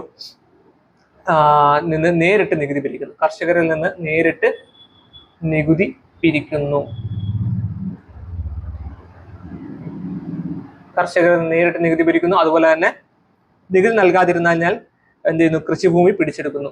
നമുക്ക് എഴുതാം അല്ലെ. നികുതി നൽകാതിരുന്നാൽ എന്ത് ചെയ്യും? നികുതി നൽകാതിരുന്നാൽ. ഇത് 4 നമുക്ക് ബ്രിട്ടീഷുകാർ നടപ്പിലാക്കിയ നികുതി സമ്പ്രദായങ്ങളുടെ പൊതു സവിശേഷതകളായിട്ട് നമുക്ക് എന്ത് ചെയ്യാൻ പറ്റും? പറയാൻ പറ്റും. ഓക്കെ ആണല്ലോ. പിന്നീട് ബ്രിട്ടീഷുകാരുടെ നികുതി സമ്പ്രദായത്തിന്റെ ഫലമായിട്ട് കൃഷിഭൂമി നഷ്ടപ്പെടാതിരിക്കുന്നതിന് വേണ്ടി പണമിടപാടുകാരിൽ നിന്ന് പണം കടം വാങ്ങാൻ കർഷകർ നിർബന്ധിതരായി. തന്മൂലം കർഷകർ കടക്കണിയിലായി. ഇവരുടെ ഭൂമി പിടിച്ചെടുക്കാനുള്ള അധികാരം പണമിടപാടുകാർക്കുണ്ടായിരുന്നു. ബ്രിട്ടീഷുകാരുടെ പുതിയ നിയമവ്യവസ്ഥയും ഭൂനികുതി സമ്പ്രദായങ്ങളും പണമിടപാടുകാരെ പ്രോത്സാഹിപ്പിക്കുന്നതായിരുന്നു. ഭക്ഷ്യവിളകൾക്ക് പകരം ബ്രിട്ടീഷുകാർക്ക് ആവശ്യമായിട്ടുള്ള നീലം, പരുത്തി തുടങ്ങിയ നാണ്യവിളകൾ കൃഷി ചെയ്യാൻ ബ്രിട്ടീഷുകാർ കർഷകരെ നിർബന്ധിച്ചു. നാണ്യവിളകളുടെ വ്യാപനം ഭക്ഷ്യവിളകൾ കുറയുന്നതിനും ഭക്ഷ്യക്ഷാമത്തിന് കാരണമാവുകയും ചെയ്തു. കാർഷിക മേഖലയിൽ വർദ്ധിച്ചു വന്ന ഈ വാണിജ്യവൽക്കരണം കർഷകരെ ചൂഷണം ചെയ്യാൻ പണമിടപാടുകാരെ സഹായിച്ചു. വിളവെടുത്തു കഴിഞ്ഞാൽ കർഷകർക്ക് കിട്ടുന്ന വിലയ്ക്ക് കാർഷികോൽപ്പന്നങ്ങൾ വിൽക്കേണ്ടതായിട്ട് വന്നു. അങ്ങനെയുള്ള കുറെ കാര്യങ്ങളൊക്കെയാണ് അവിടെ കൊടുത്തിട്ടുള്ളത്. പിന്നെ ബ്രിട്ടീഷുകാരുടെ നികുതി നയങ്ങൾ കർഷകരെ എങ്ങനെയെല്ലാം ബാധിച്ചു എന്ന് നോക്കിക്കഴിഞ്ഞാൽ ഉയർന്ന നിരക്കുകളുടെ നികുതി അടക്കം കർഷകർ ബുദ്ധിമുട്ടി. വെള്ളപ്പൊക്കം, വരൾച്ച മൂലം കൃഷിനാശം സംഭവിച്ചാൽ നികുതി ഇളവ് ഒന്നും അവർക്ക് ലഭിച്ചിരുന്നില്ല. തുടങ്ങിയ കാര്യങ്ങളൊക്കെയാണ് അവിടെ പറയുന്നത്. പിന്നീട് നമുക്ക് അടുത്ത പേജിലേക്ക് പോകുമ്പം അവിടെയും കൊടുത്തിട്ടുണ്ട്, കർഷകർക്ക് കൃഷിഭൂമി നഷ്ടപ്പെടാതിരിക്കാൻ പണമിടപാടുകാരെ ആശ്രയിക്കേണ്ടി വന്നു. കടക്കണിയിൽപ്പെട്ട കർഷകർക്ക് ഭൂമി നഷ്ടപ്പെട്ടു തുടങ്ങിയ കാര്യങ്ങളൊക്കെ നമുക്കറിയാം. കർഷകരെ പോലെ കൈത്തൊഴിലുകാരെയും ബ്രിട്ടീഷ് നയങ്ങൾ ദുരിതത്തിലാക്കി. ബ്രിട്ടനിൽ നിന്നുള്ള യന്ത്രനിർമ്മിത ഉൽപ്പന്നങ്ങൾ ഇന്ത്യയിലേക്ക് ഇറക്കുമതി ചെയ്യപ്പെട്ടു. അവയുമായുള്ള മത്സരം മൂലം കൈത്തൊഴിലുകാരുടെ ഉൽപ്പന്നങ്ങളായ പരുത്തി, പട്ട്, കമ്പിളി വസ്ത്രങ്ങൾ, മൺപാത്രം, തുകല്, ഭക്ഷ്യ തുടങ്ങിയവയുടെ വിപണി നഷ്ടപ്പെട്ടു. ഇത് കരകൗശല തൊഴിലിൽ ഏർപ്പെട്ടിരുന്നവരുടെ തൊഴിൽ നഷ്ടപ്പെടുന്ന കാരണമായി പലരും തങ്ങളുടെ പരമ്പരാഗത കൈത്തൊഴിലുകളൊക്കെ ഉപേക്ഷിക്കാൻ നിർബന്ധിതരായി തുടങ്ങിയ കാര്യങ്ങളൊക്കെ അവിടെ കൊടുത്തിട്ടുണ്ട്. പിന്നീട് ചൂഷണത്തിനെതിരെയുള്ള പോരാട്ടങ്ങൾ എന്ന് പറഞ്ഞ അവിടെ ഒരു ഹെഡിങ് കൊടുത്തിട്ടുണ്ട്. ചൂഷണത്തിനെതിരെയുള്ള പോരാട്ടങ്ങൾ. ബ്രിട്ടീഷുകാരുടെ സാമ്പത്തിക നയങ്ങൾ ഇന്ത്യയിലെ വിവിധ ജനവിഭാഗങ്ങളെ പ്രതികൂലമായിട്ട് ബാധിച്ചു. ജനങ്ങൾ അവർക്കെതിരെ കലാപങ്ങൾ ആരംഭിച്ചു. അത്തരത്തിലുള്ള ചില കലാപങ്ങൾ നമുക്ക് പരിചയപ്പെടാമെന്ന് പറഞ്ഞിട്ട് കുറെ കലാപങ്ങളൊക്കെ കൊടുത്തിട്ടുണ്ട്. അവിടെ ബങ്കിം ചന്ദ്ര ചാറ്റർജിയുടെ ആനന്ദമഠം കൊടുത്തിട്ടുണ്ട്. അത് ആനന്ദമഠം ആരെ എഴുതിയെന്ന് ഒരുപാട് തവണ ചോദിച്ചിട്ടുണ്ട്, അതും മറന്നുപോലെ. ആനന്ദമഠം എഴുതാനാണ് ബങ്കിം ചന്ദ്ര ചാറ്റർജിയുടെ ബുക്കാണ് ആനന്ദമഠം എന്ന് പറയുന്നത്. അതിനകത്തൊരു 1773 ഒരു വേനൽക്കാലം ബംഗാളിലെ പദച്ചിഹ്നം എന്ന ഗ്രാമം മഴ പെയ്തപ്പോൾ ജനങ്ങൾ ആശ്വസിച്ചു. ആളാഴ്ച വർഷം മഴ പെട്ടെന്ന് നിലച്ചു. അങ്ങനെ കുറെ കാര്യങ്ങളൊക്കെ ആ ഒരു പുസ്തകത്തിലുള്ള കാര്യങ്ങളൊക്കെ എഴുതിയിട്ടുണ്ട്. നമുക്ക് നോക്കേണ്ട കാര്യമില്ല. അതിനകത്ത് ബങ്കിം ചന്ദ്ര ചാറ്റർജിയുടെ ആനന്ദമഠം എന്ന ബംഗാളി ഭാഷയിൽ എഴുതിയ നോവലിൽ ഒരു ഭാഗമാണ് നമ്മളിപ്പോൾ നോക്കിയത്. ആനന്ദമഠം എന്ന നോവലിൽ നിന്നും അന്നത്തെ ബംഗാളി ജനങ്ങളുടെ ദുരിതത്തെക്കുറിച്ചും ഇതിനിടയ്ക്ക് സാഹചര്യങ്ങളൊക്കെ ചർച്ച ചെയ്യുന്നുണ്ട്. ബംഗാളിലുണ്ടായ ക്ഷാമം പരിഹരിക്കുന്നതിന് ഈസ്റ്റ് ഇന്ത്യ കമ്പനി യാതൊരു ശ്രമവും നടത്തിയില്ല. അതിനാൽ ദരിദ്രരായ കർഷകരും തൊഴിലാളികളും ബ്രിട്ടീഷുകാർക്കെതിരെ പോരാടി കർഷക കലാപത്തിന് സന്യാസിമാരുടെ പിന്തുണയും ഉണ്ടായിരുന്നു. അതിനാൽ ഇവ സന്യാസി കലാപങ്ങൾ എന്നറിയപ്പെട്ടു. ഈ സന്യാസി കലാപങ്ങളും ഫക്കീർ കലാപങ്ങളൊക്കെ നമുക്ക് വരുന്ന ഒരു ക്ലാസ്സിൽ നമുക്ക് പഠിക്കാനുണ്ട്. ഇതിന്റെ വർഷമൊക്കെ നമുക്ക് നോക്കണം. അതുപോലെ സന്യാസിമാരോടൊപ്പം ഫക്കീർമാരും ബ്രിട്ടീഷുകാർക്കെതിരെ കലാപത്തിലാണ് ചേർന്നത്. അതുകൊണ്ട് ഈ കലാപത്തെ സന്യാസി ഫക്കീർ കലാപം എന്നൊക്കെ വിളിക്കുന്നു. ഭവാനി പതക്ക്, മഞ്ജുഷ എന്നിവരായിരുന്നു സന്യാസി ഫക്കീർ കലാപത്തിന് നേതൃത്വം നൽകിയത്. അതൊന്ന് ഇമ്പോർട്ടന്റ് ആയിട്ട് പഠിക്കേണ്ടതായിട്ടുണ്ട് കേട്ടോ. ഭവാനി പതക്കും അതുപോലെ തന്നെ മജ്നൂഷ കേട്ടോ, മഞ്ജുഷ അല്ല മജ്നൂഷ. ഭവാനി പതക്ക്, മജ്നൂഷ എന്നിവരായിരുന്നു സന്യാസി ഫക്കീർ കലാപത്തിന് നേതൃത്വം നൽകിയവരെന്ന് മനസ്സിലാക്കി. ഭവാനി പതക്കും മജ്നൂഷായും. പിന്നീടാണ് വന്ദേമാതരം കൊടുക്കുന്നത്. വന്ദേമാതരം 1882 ബംഗാളി ഭാഷയിൽ ബിങ്കിം ചന്ദ്ര ചാറ്റർജി രചിച്ച ആനന്ദമഠം എന്ന നോവലിൽ നിന്നാണ് നമ്മുടെ ദേശീയ ഗീതമായിട്ടുള്ള വന്ദേമാതരം എടുത്തിട്ടുള്ളത്. ഭവാനന്ദൻ എന്ന കഥാപാത്രം ആലപിക്കുന്ന ഗാനമായിട്ടാണ് വന്ദേമാതരത്തെ നോവലിൽ പരാമർശിക്കുന്നത്. ഇതും വളരെ ഇമ്പോർട്ടന്റ് ആയിട്ടുള്ള ഒരു കാര്യമാണ്. അപ്പൊ 1882 ഈ വർഷവും ഇമ്പോർട്ടന്റ് ആണ്. 1882 ബംഗാളി ഭാഷയിലാണ് ബിങ്കിം ചന്ദ്ര ചാറ്റർജി ആനന്ദമഠം രചിച്ചത്. ആനന്ദമഠം രചിച്ച ഭാഷ വേണമെങ്കിൽ ചോദിക്കാം, ബംഗാളി ഭാഷ. അപ്പൊ ബിങ്കിം ചന്ദ്ര ചാറ്റർജി ബംഗാളി ഭാഷയിൽ, അപ്പൊ ആ ഒരു പേരിൽ തന്നെ നമുക്ക് സുഖമായിട്ട് പഠിക്കാൻ പറ്റും. ബംഗാളി ഭാഷയിലാണ് ബിങ്കിം ചന്ദ്ര ചാറ്റർജി ആനന്ദമഠം നോവൽ രചിച്ചിട്ടുള്ളത്. നമ്മുടെ ദേശീയ ഗീതമായ വന്ദേമാതരം എടുത്തിട്ടുള്ളത് ഈ ഒരു ടെക്സ്റ്റിൽ നിന്നാണ്. ഭവാനന്ദൻ എന്ന കഥാപാത്രം ആലപിക്കുന്ന ഗാനമായിട്ടാണ് വന്ദേമാതരത്തെ നോവലിൽ പരാമർശിക്കുക. അപ്പോൾ വേണമെങ്കിൽ നമുക്ക് ചോദിക്കാം, വന്ദേമാതരമായിട്ട് ബന്ധപ്പെട്ട പ്രസ്താവനകളിൽ ശരിയായത് ഏതെന്ന് വേണമെങ്കിൽ നമുക്ക് ചോദിക്കാം. അപ്പം ഇത്രയും ഇമ്പോർട്ടന്റ് ആണ്. പിന്നീട് കൃഷിയിൽ നിന്ന് കലാപത്തിലേക്ക് എന്ന് പറയുന്നൊരു ഭാഗം അവിടെ കൊടുത്തിട്ടുണ്ട്. കൃഷിയിൽ നിന്ന് കലാപത്തിലേക്ക്. ബ്രിട്ടീഷ് കൊളോണിയൽ ഭരണത്തിനെതിരെ നടന്ന ഏറ്റവും പ്രധാനപ്പെട്ട കാർഷിക കലാപമായിരുന്നു ബംഗാളിലെ നീലം കാർഷിക കലാപം 1859. ഈ ഡേറ്റ് ഇമ്പോർട്ടന്റ് ആണ്. 1859 നീലം കലാപം അരങ്ങേറിയിട്ടുള്ളത്. ബ്രിട്ടീഷ് കൊളോണിയൽ ഭരണത്തിനെതിരെ നടന്ന ഏറ്റവും പ്രധാനപ്പെട്ട കാർഷിക കലാപമായിരുന്നു ബംഗാളിലെ നീലം കാർഷിക കലാപം 1859. ഇതിന് കാരണമായിട്ടുള്ള സാഹചര്യങ്ങളാണ് താഴെ കൊടുത്തിട്ടുള്ളത്. അപ്പൊ ഇതുമായിട്ട് ബന്ധപ്പെട്ടുകൊണ്ട് നമുക്ക് നീലക്കലാപവുമായിട്ട് ബന്ധപ്പെട്ടുകൊണ്ട് പ്രസ്താവനകൾ താഴെ തന്നിരിക്കുന്ന പ്രസ്താവനകളിൽ ശരിയായത് ഏതെന്ന് വേണമെങ്കിൽ നമുക്കൊരു ക്വസ്റ്റ്യൻ വരാം. അപ്പം ആ നീലം കലാപവുമായിട്ട് ബന്ധപ്പെട്ടുകൊണ്ട് നമ്മൾ മനസ്സിലാക്കി വെക്കേണ്ടതായിട്ടുള്ള കുറച്ച് കാര്യങ്ങളുണ്ട്.